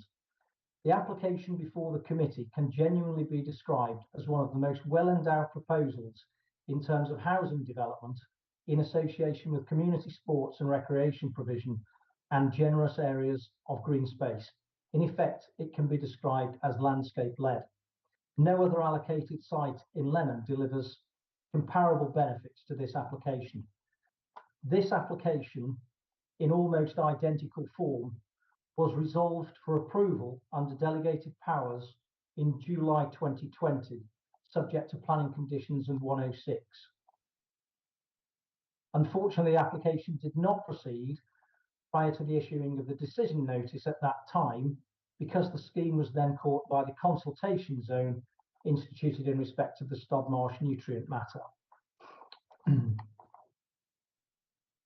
In this regard, we have now agreed to purchase nutrient credits under Natural England's approved enhanced drainage ditch management scheme from a responsible body which will be conservation covenanted to ensure that the land remains in perpetuity for the development, such that the lifetime of the development remains nutrient neutral. With regard to, I'm grateful to Mr. Jarman for his points, but I need to pick those up, please. With regard to the request for consultation with Sport England and KCC, we don't object to those at all. Please proceed. We'd invite you to do so. But I would ask the committee to note what the inspector said in respect of the neighbourhood plan in respect of William Pitt Field. Having regard to the proposed replacement of sports pitches at William Pitt Field, I consider that this aspect of the development of the site that is William Pitt Field site, is justified, subject to the agreement of Sport England. It is therefore categorically that proposal that is required to be consulted by Sport England, and not the potential of this development. However, if you wish to consult them, then please do so. We have no objection. In respect of biodiversity net gain, we've achieved the requisite 20%. We submitted the information to Kent County Council in March 2025, earlier this year, and I'm unsure as to why they have not commented on that discrete part of the proposal, as in all other regards in respect of ecology, we get a clean bill of health. In terms of the character and Mr. Dean, appearance of thank the you. Sorry, that's the allotted time there. If you could just wrap that up for us. Yeah, I'll wrap it up, certainly. I was just going to say that in respect of the density of the scheme, the committee will note that the minimum density in your local plan is 30 dwellings per hectare. The scheme is directly opposite Ashmills and Ashdown Business Park and North Down Business Park, before there are any views of the Scarp and national landscape beyond. It's a very, very well presented scheme. You have an illustrative layout scheme before you, and the details of the reserve Mr. matters. Dean, thank you. Thank Well, I was you. just Sorry gonna to say the interrupt you details there. of the reserve matters should be dealt with by condition in the usual legal and appropriate manner. Thank you, Chairman and committee. Thank you for indulging me. No worries. Thank you, Mr. Dean. Okay then. Right then. So we'll open up the discussion on that. Starting with Councillor Harwood as the English. Yeah. I don't particularly care about the order. I'm just saying that I don't think it's. I wasn't too worried about this application until I heard the applicant speak, and I'm actually quite concerned now, because he seemed to be suggesting that, really we don't need to worry and everything will be all right on the night, and we just need to forget about all the detail until later on in the process. And I think that's quite a concern, because frankly, that's not how I would like to see an application in such a sensitive location progressed. We do need to get the details right. In fact, there are so many details that need to be got further information on. I do wonder whether we should even be thinking about determining this, because it is quite a long list. I've spoken against it for a couple of times this evening, but I actually do think this is not ready.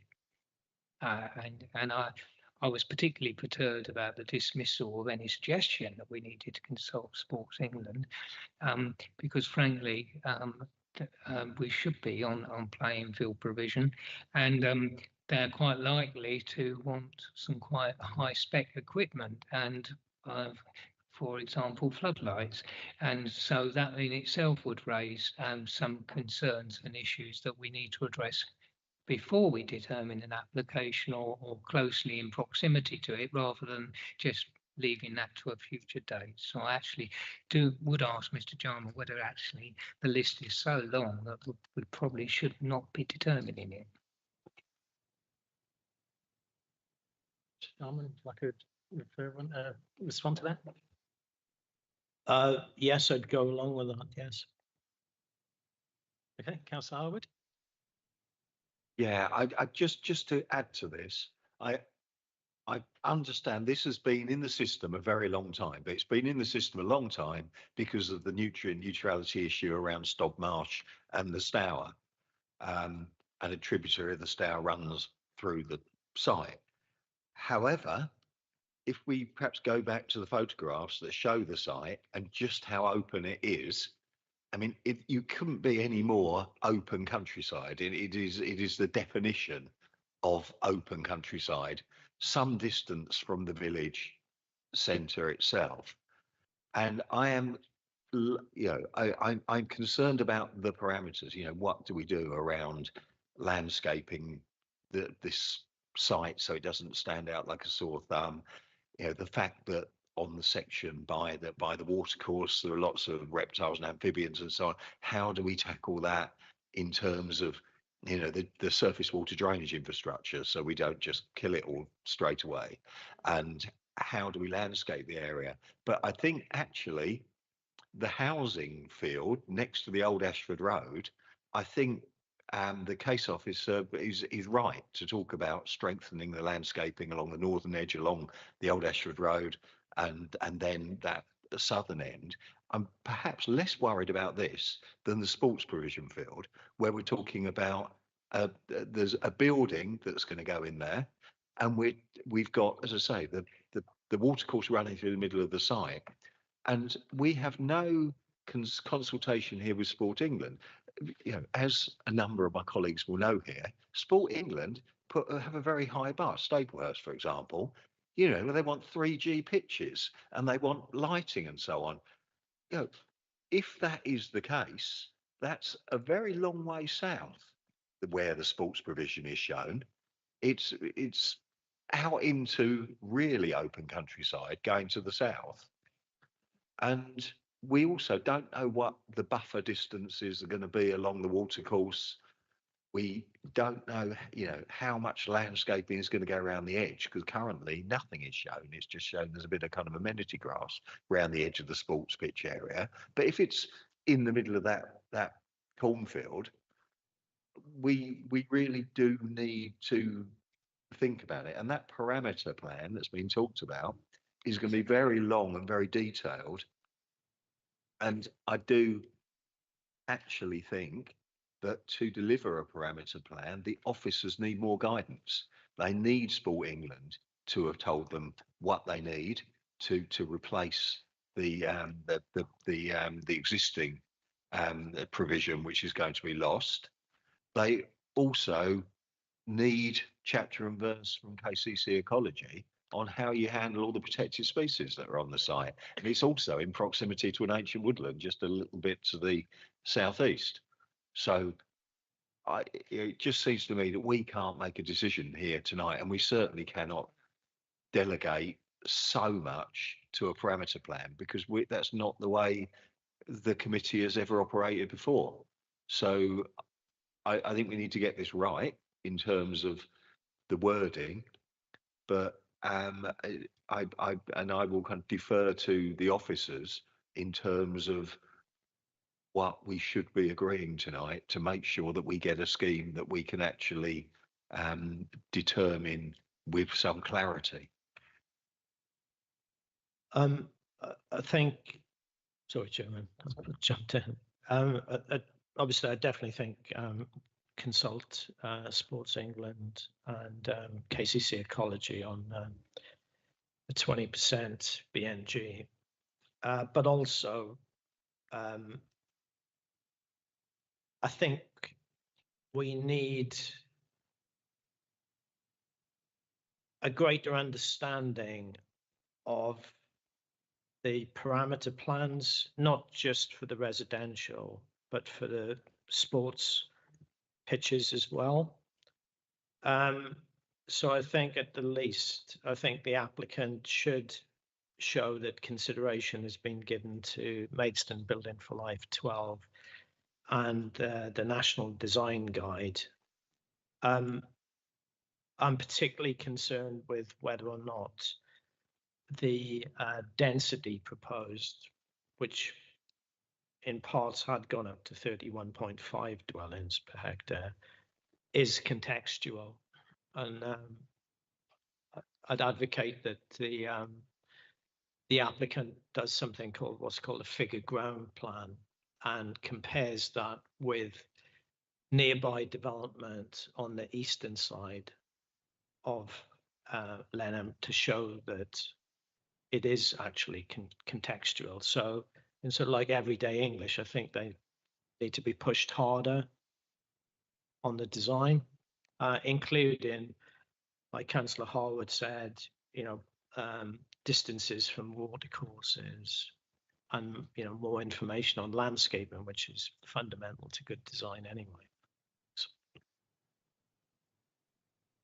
Yes, just to clarify, and it doesn't undo any of that, but the sports pitches are it's a change of use, it's full, so there's no parameters. But what we're saying, and there is some landscaping details, but what we're saying is the committee want more information on that, and I suspect that it's strengthened as well. So it wouldn't be a parameter plan for the sports pitches, it would be the plan, the landscaping, just to clarify on that. And on the Sports England point, and I think Councillor Harwood did say this, it's more about, is it sufficiently replacing what's at William Pitt? For me, it's not a case of what does Sport England want here. It's more, is it replacing William Pitt? Because they might want 4G pitches, but that's not what's proposed. So I think it's, for me, and I think we've got it in the report, it's a view on whether they consider it sufficiently would replace what's at William Pitt. And I formally propose then that we do defer on the grounds set out quite cogently by Mr. Jarman. Do we have a Clarification, please. Point of order. Can you just reassure me or explain that would the applicant appeal against non-determination? That's my concern. So have we got enough strength? Totally agree with what's being said. I'm just concerned about how we can protect our position as the planning authority, and it's non-determination. I mean, that's just how it is. But if we're worried about that sort of thing, and I think the applicant was promoting this, is we could put on 100 conditions, very detailed ones, and the applicant could put in 100 Section 73 applications to change every single one.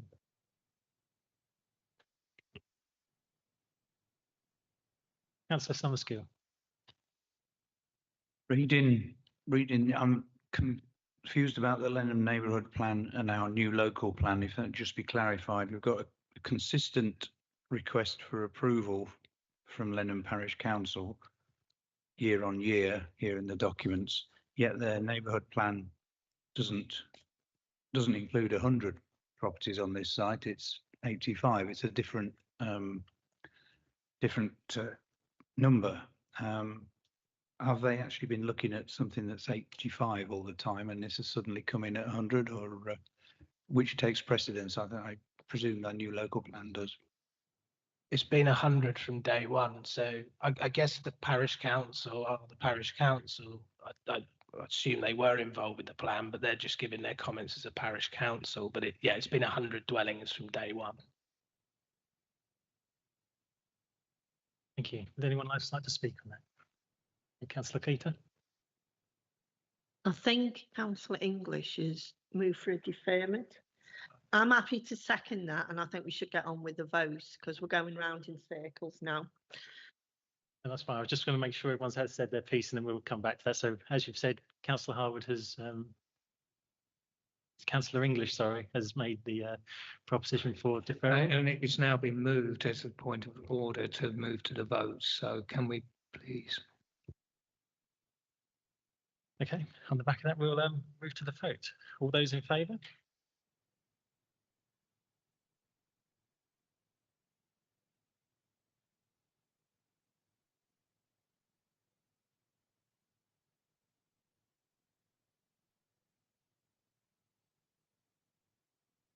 Okay, moving on.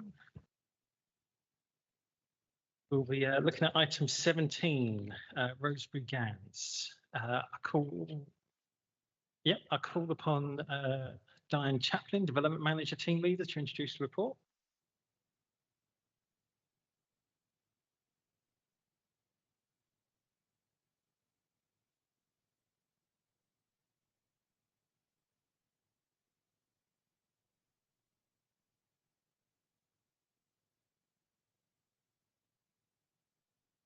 Thank you. This application is for the erection of an outbuilding to serve as a cattery. It will run as a business in the rear domestic garden of Rosebery. You can see here on the aerial view of the site. It's sited in open countryside in a ribbon development, a strip of housing on Gandys Lane. The sites have long front gardens with large driveway in this case, with ample parking and turning area. The cattery itself will be located in the rear garden in the approximate position that you can see here. And you've got another view of the rear garden from the adjacent neighbouring garden. The dwelling has had permission previously for a rear extension, but this is located here, leaving still a large plot and large garden and gap between the proposed dwelling and the cattery. There's a total of 10 pens proposed. It's a single-storey building. There is and this will be conditioned, a maximum of 2 cats can be housed in each pen, but only if they are from the same household. Oh, apologies, my screen's gone blank. Well, it's plugged in. A utility room is also proposed on the eastern end of the cattery. The large plot will easily accommodate the proposed building. This is being reported to committee as there's no development plan policies applicable to the proposal, hence the departure from local plan status that's been given. As a result, this proposal falls to be considered under material considerations. The proposal is considered to be small, low key, with a low height and well distanced from neighbours. A management plan has been recommended from the environmental health team to further protect residential amenity. Overall, it's considered that the proposed buildings will not adversely impact the character or appearance being sited to the rear of the property. There's sufficient space for parking and turning. Although the site isn't in a sustainable location, you'll find that most catteries are found sited in similar rural locations and they serve a wide area. And they also need to be located in more remote plots with larger dwellings, with more isolated dwellings. And in this case, an ecology conditions also being suggested, and the proposal will be subject to a BNG plan prior to development commencement. In this case, it will be a 10% biodiversity due to the business use. Permission is recommended and subject to conditions. Thank you. Thank you very much. Okay, then we can open up the discussion on that. We'll start with Councillor English. We probably could have gone straight on with this because I don't think there are any issues with this, which makes a pleasant change given it's a HMO, albeit for cats. So I'm happy to move. Well, I suppose I could argue against it on the grounds it's not in plan, but no, all joking aside, I'll move the recommendation on the papers. Lovely. Do we have a seconder, Councillor Summerskill? Can I just clarify, you said this Gandhi's Lane is a Ripon development and it's not Muse Houses?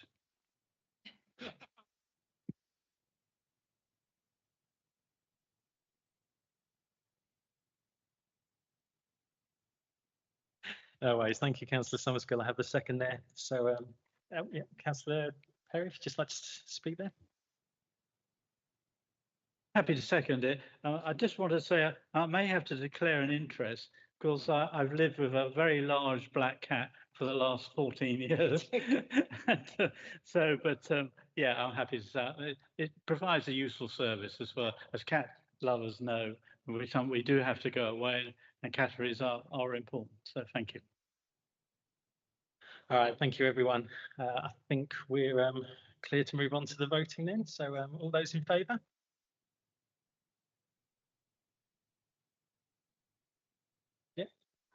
Yeah, and that's 12 votes. That's unanimous. Thank you very much.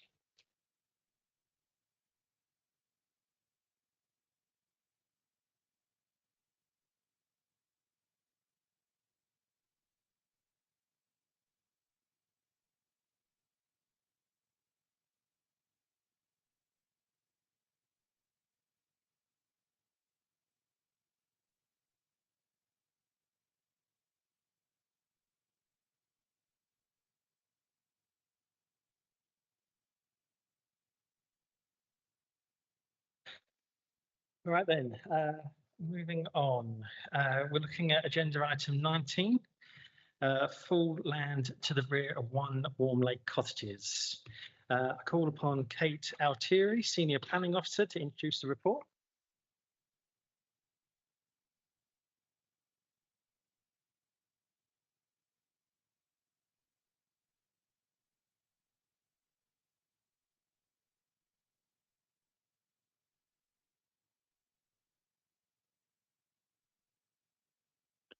Sorry, but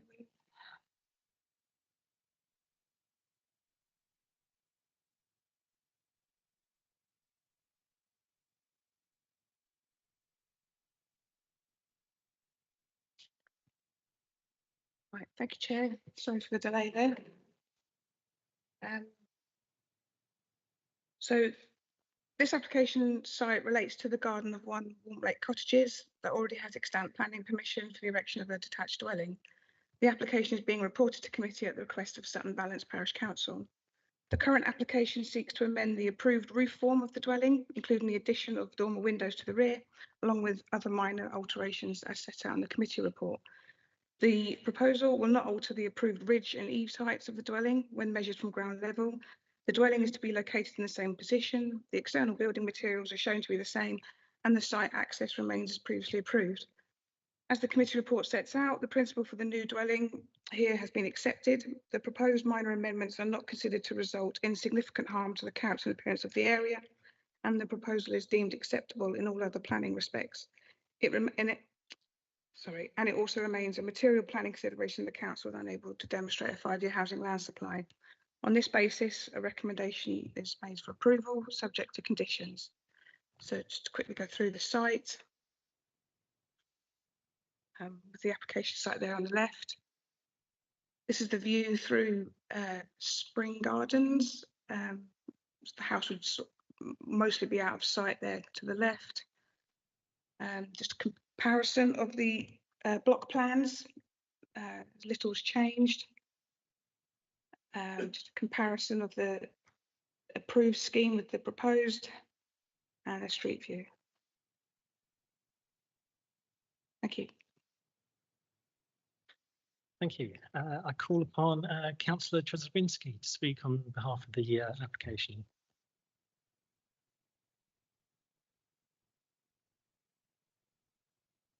Thank you, Mr. Chair. Now, I felt that the original application on this represented a lot of overdevelopment of the around the Warm Lake crossroads.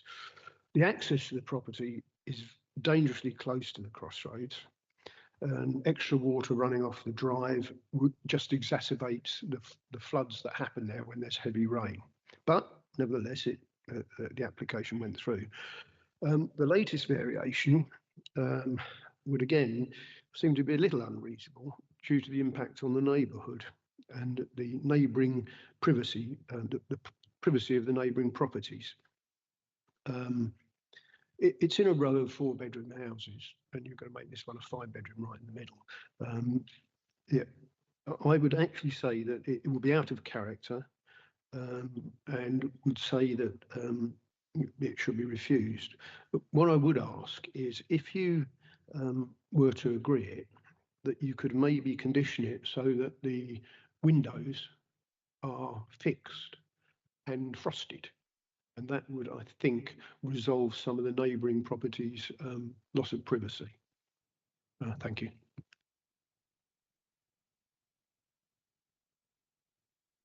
Thank you, Councillor.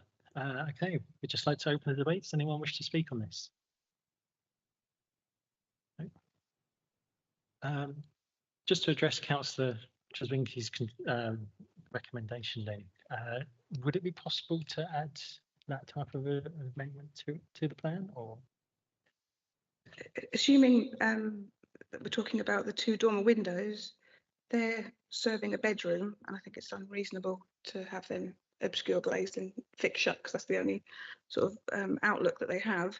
And it's not too dissimilar to the relationship already with the bedroom windows on the first floor that sort of face in the same direction, that don't directly overlook any residential property or their garden. No worries, thank you very much. Okay then, if there is no one else wishing to speak on the matter? I propose we move to the vote then. All those in? Oh, sorry, yes. Sorry. Yeah, sorry. So in that case, I just move for the recommendation as papers. Is that agreed? Yep, seconded by Clive. Okay, so, yeah, and then we'll move to the vote. All those in favour?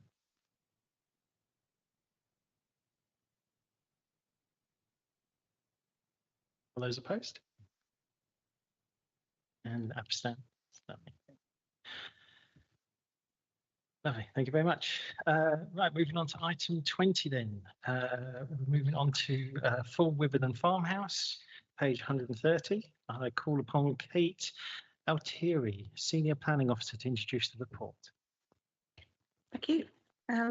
Just before I introduce the proposal, I just want to clarify that condition 3 should actually refer to 4 pitches and not 8 pitches. So that's an error. So that just verbally, just to have that changed. So moving on, this is a retrospective application for the stationing of 4 static caravans and tourers and a facilities block on a site that is previously developed land, less than 2 kilometres from the centre of Headcorn village. As the committee report sets out, the development is considered to be well contained and seen in the context of surrounding development. The recommended conditions will further seek to screen and improve the overall appearance of the site, and it is considered that the development does not adversely impact the key characteristics of the low-wheeled landscape of local value. Local policy does allow for windfall gypsy accommodation in the countryside, provided certain criteria are met, and in accordance with this policy, the development is not considered to cause significant harm to the landscape and rural character of the area. Further to this, the council is unable to demonstrate an up-to-date 5-year supply of deliverable sites. The application is considered to be acceptable in all other planning respects, and the development, when considered on its own merits and cumulatively with other lawful gypsy sites in the vicinity, is acceptable. On this basis, a recommendation for approval is therefore made, subject to the conditions. Let's just go through the photos of this redundant sand school. This is the access, with the site set back some 60 metres behind that sort of red roof building that you can see. This is the sort of site looking along Lennon Road and back the other way. This is the layout with the 4 mobiles and the sort of facilities block there. The facilities block stands no more than 4 metres in height. It is going to be timber weatherboard, plain clay roof tiles, brick plinth, and here's just the details of the caravans. Thank you. Thank you very much. I call on Councillor Jasinski again to speak on the application.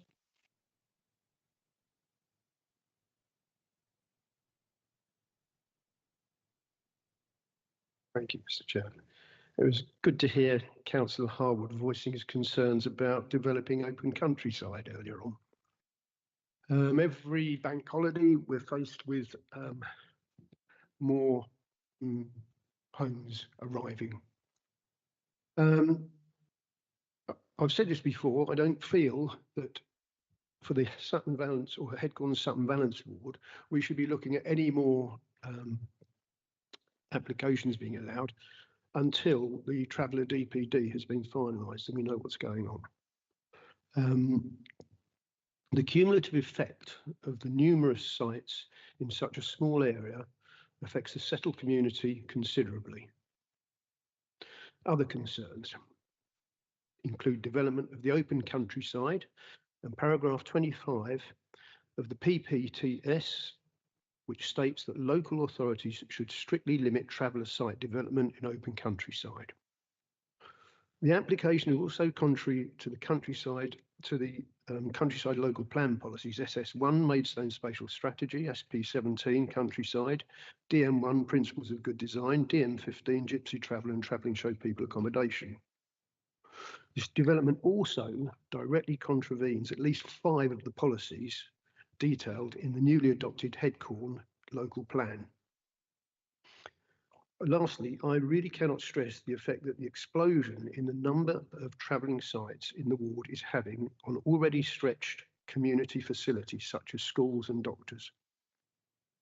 It's additionally causing enormous friction within the ward between the settled and the travelling community. I would therefore ask that the committee refuses the application on the aforementioned grounds. Thank you. Thank you, Councillor. Okay, we have 3 councillors to speak, so we'll start with Councillor English.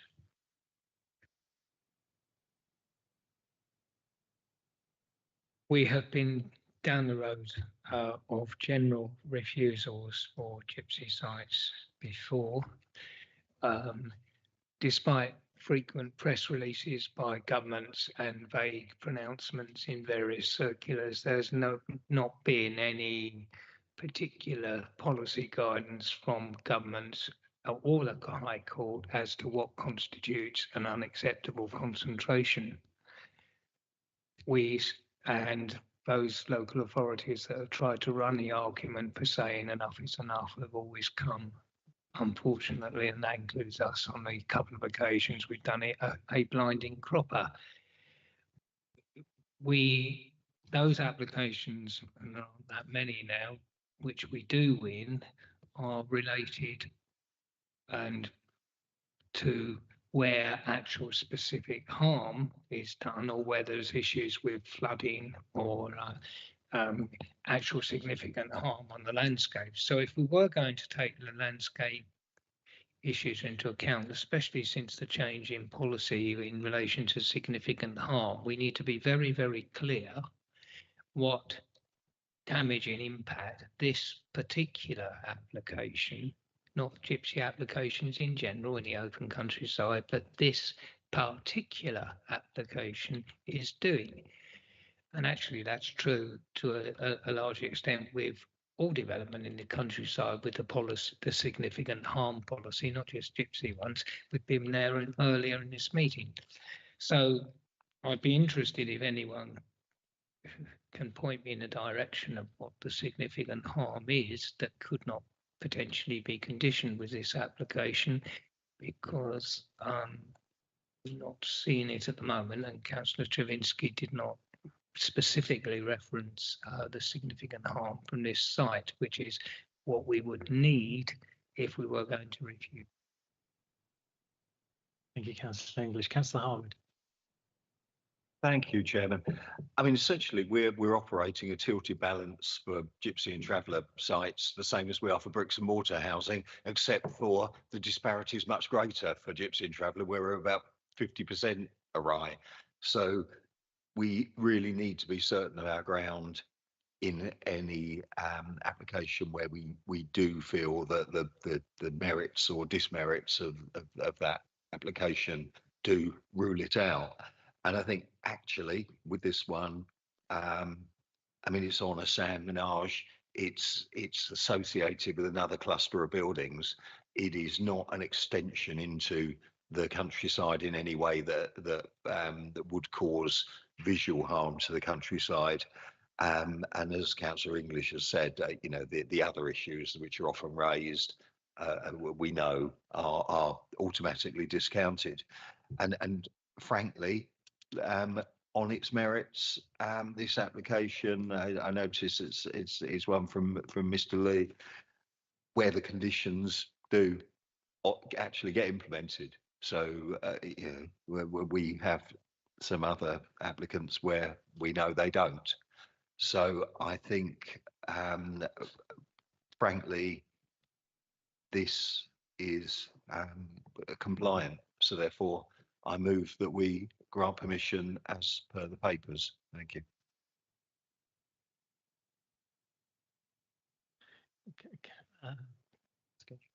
Yeah, okay, Councillor Goodge first, then in response to that. Thank you. In supporting what Councillor Harwood said, but before we actually go to the vote, 4 of these caravans are going to be transit, but we haven't put, perhaps I've missed it, but we haven't put a maximum number of days or months that they can stay on site, because unless we have that, it's not going to be for transit, they'll just stay there forever, or have I misunderstood? Oh. I was just trying to minimise that, but having said that, I suppose if you allow more movement, that's more aggravation. Oh.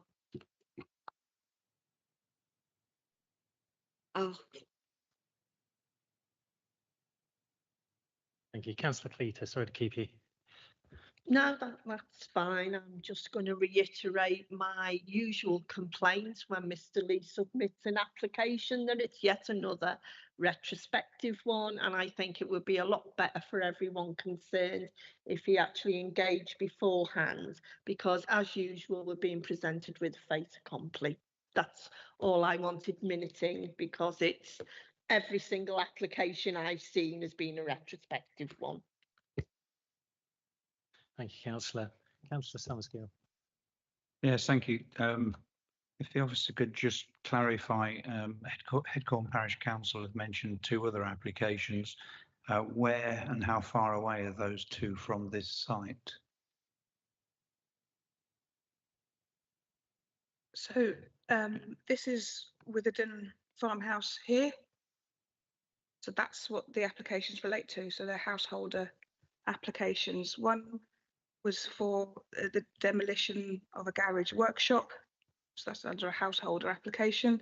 It says pending, but since the writing of this committee report has now been approved, and the creation of the new access, I believe, again, was to serve this side of the house.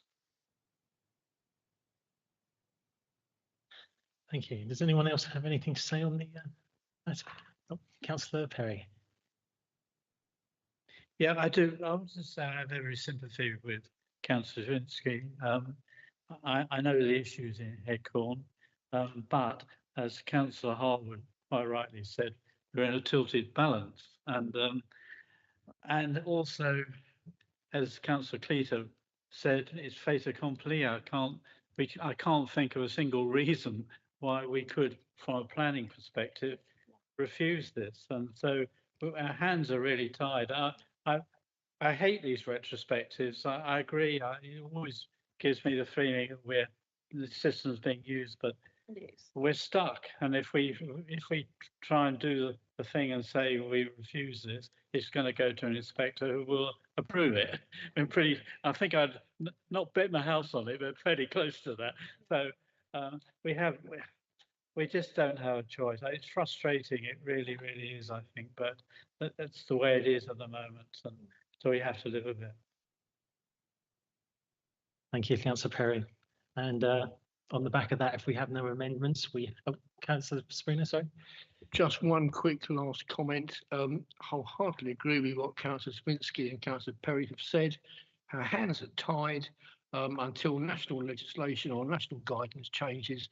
We have just got to grant permission for these sites, one after the other. What does concern me is that now, in applying for planning permission, the applicant doesn't have to indicate that the potential applicant is a gypsy. As long as the local planning authority applies a gypsy occupancy condition, they can get their planning permission. And then we don't monitor them, do we? So I'm hearing stories across the borough of gypsy sites being lived in by non-gypsies. That's something I think we need to investigate.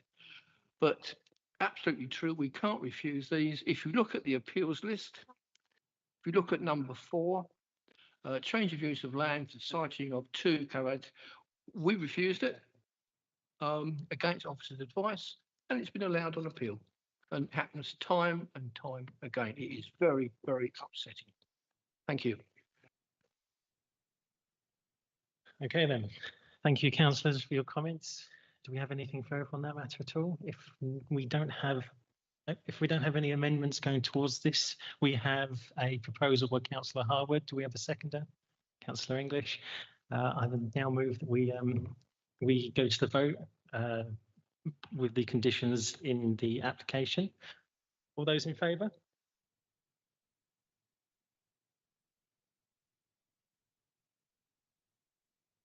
All those against? And all those abstaining? Thank you very much, councillors. We now move on to our final agenda item, item 21. We're looking at 32A Wyatt Street. As this is the Maidstone Borough Council site, it needs to be introduced. So I call upon Diane Chaplin, Development Manager Team Leader, to introduce the report.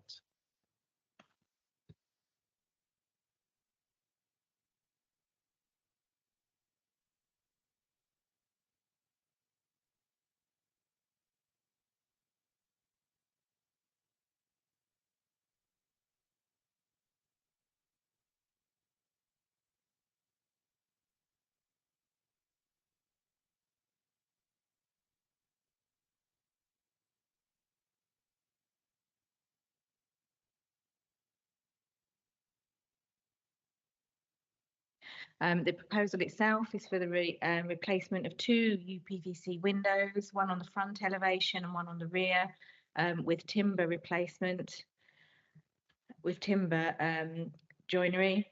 There's a UPVC rear door that will also be replaced with timber. The lime mortar render around the rear door is proposed to be removed, and also the soffit board to the front elevation, shown here, is also proposed to be repaired. No objections have been received on this application. It is altering the property back to its original timber fenestration. It will ensure that the exterior and detailing of the listed building are in keeping with the other adjacent listed buildings, and also in harmony with the character of the Trinity Conservation Area. Approval is recommended, subject to the listed conditions. Thank you. Thank you. As the ward councillor, Councillor English, would you like to start on the? I'm glad this matter has finally got to an end. It's been going on a while, to put it mildly. So I'm happy to move the recommendation on the papers to bring this saga more or less to a close. Okay, just for that, Councillor Keating. I'm happy to second because it's an improvement on existing. I mean, I don't think it needs any debate. Anything that's done to remove that and bring it back to its original. So I'm happy to second. And I think we should move to the vote. Fantastic. In that case, we have a proposition and a seconder. I move that we take a vote on that. All those in favour?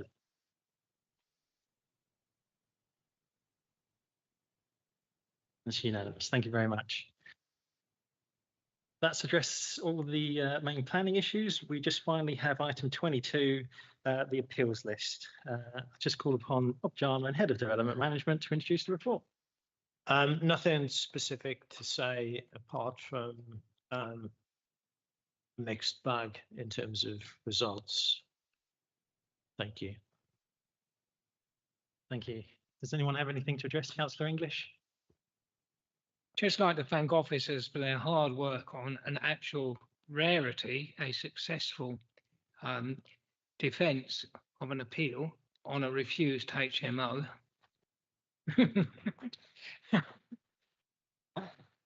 In a very sensitive location.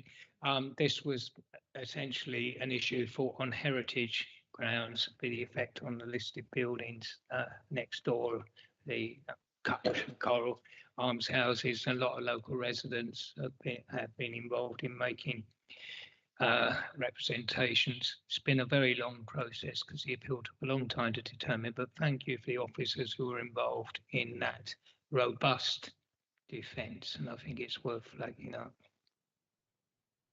Thank you, Councillor English. I think we can all agree that that's definitely a positive outcome. Councillor Thompson. Thank you, Mr. Chairman. I'm an enthusiast for Welsh male voice choirs, and I see an opportunity for an encore. Mr. Jarman, would you please give us the benefit of your wisdom on item 1 in the appeals list? I am the ward councillor for this area, and I'm interested to hear any comments you may be able to volunteer on this case, please. My father was in a Welsh male voice choir, obviously because he was Welsh and lived in Wales. But I'm afraid I'll have to get back to you, Councillor Thompson, because I can't elaborate on that. unless any of my colleagues can. First appeal item.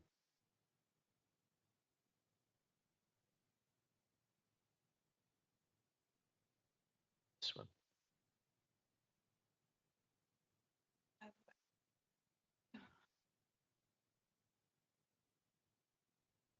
That's an enforcement appeal, and it was more of a technicality.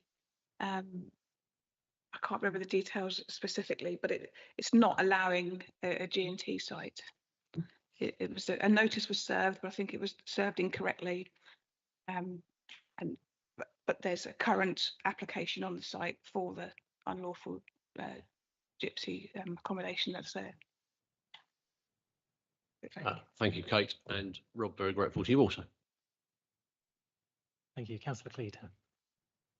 While we're on this item, it's the last item, I just think it appropriate to thank Mr. Jarman for all his hard work and putting up with my lack of knowledge on planning sometimes, and I wish you well for the future, and I'm sure the whole committee does as well.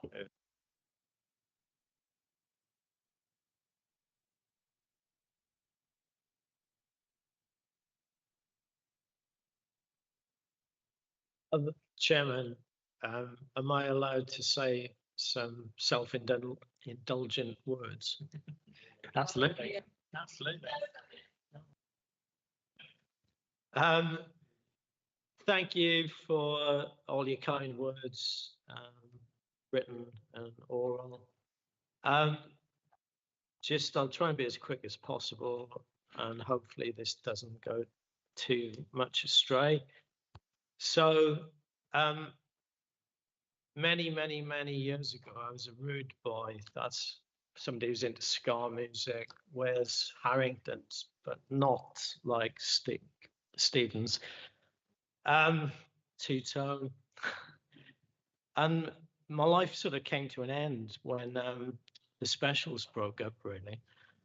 So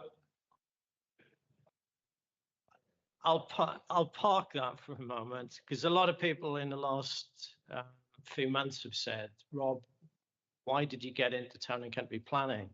And it was for two principal reasons. It was, I didn't really think university was for me, not from a sort of academic background whatsoever.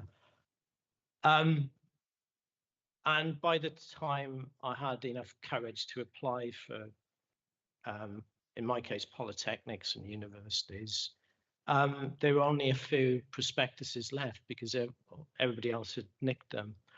One of the only prospectuses left was for Coventry Polytechnic, and I thought, that's me, because that's where the Specials and the Selector were from.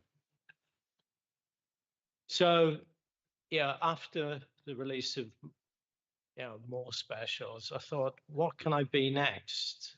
And I thought, I do like the jam a lot. I'm not sure if I like the lambrettas. So I went down to Bridgend Market and asked for a fishtail parker, but they didn't have any. So I never became a mod, but I did start listening to more mod music. So this is my Waterloo sunset. You know, in this auditorium, every Thursday night, Michael meets Maureen, in parentheses, on a monthly basis. Being much more serious, I'd like to think that I've tried my best, and my officers, we're all part of the same team.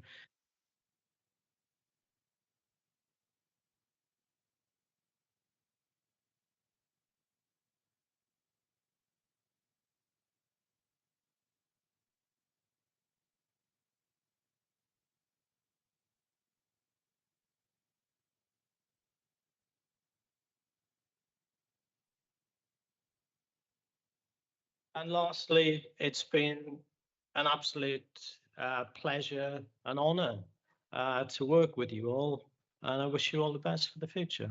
Thank you.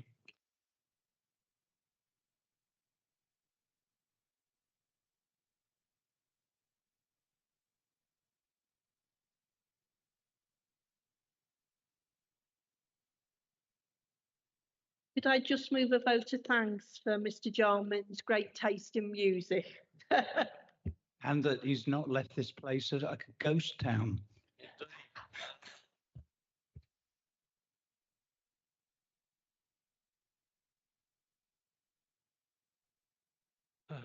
Fantastic.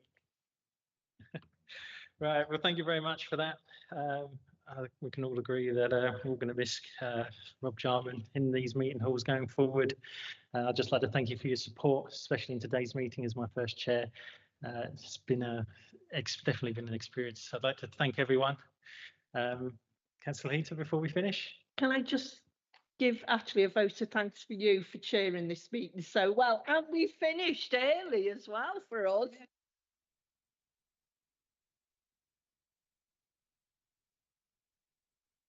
Thank you. Thank you very much, everyone. And on the back of that, I close the meeting. Thank you, everyone. Appreciate your efforts. Thank you.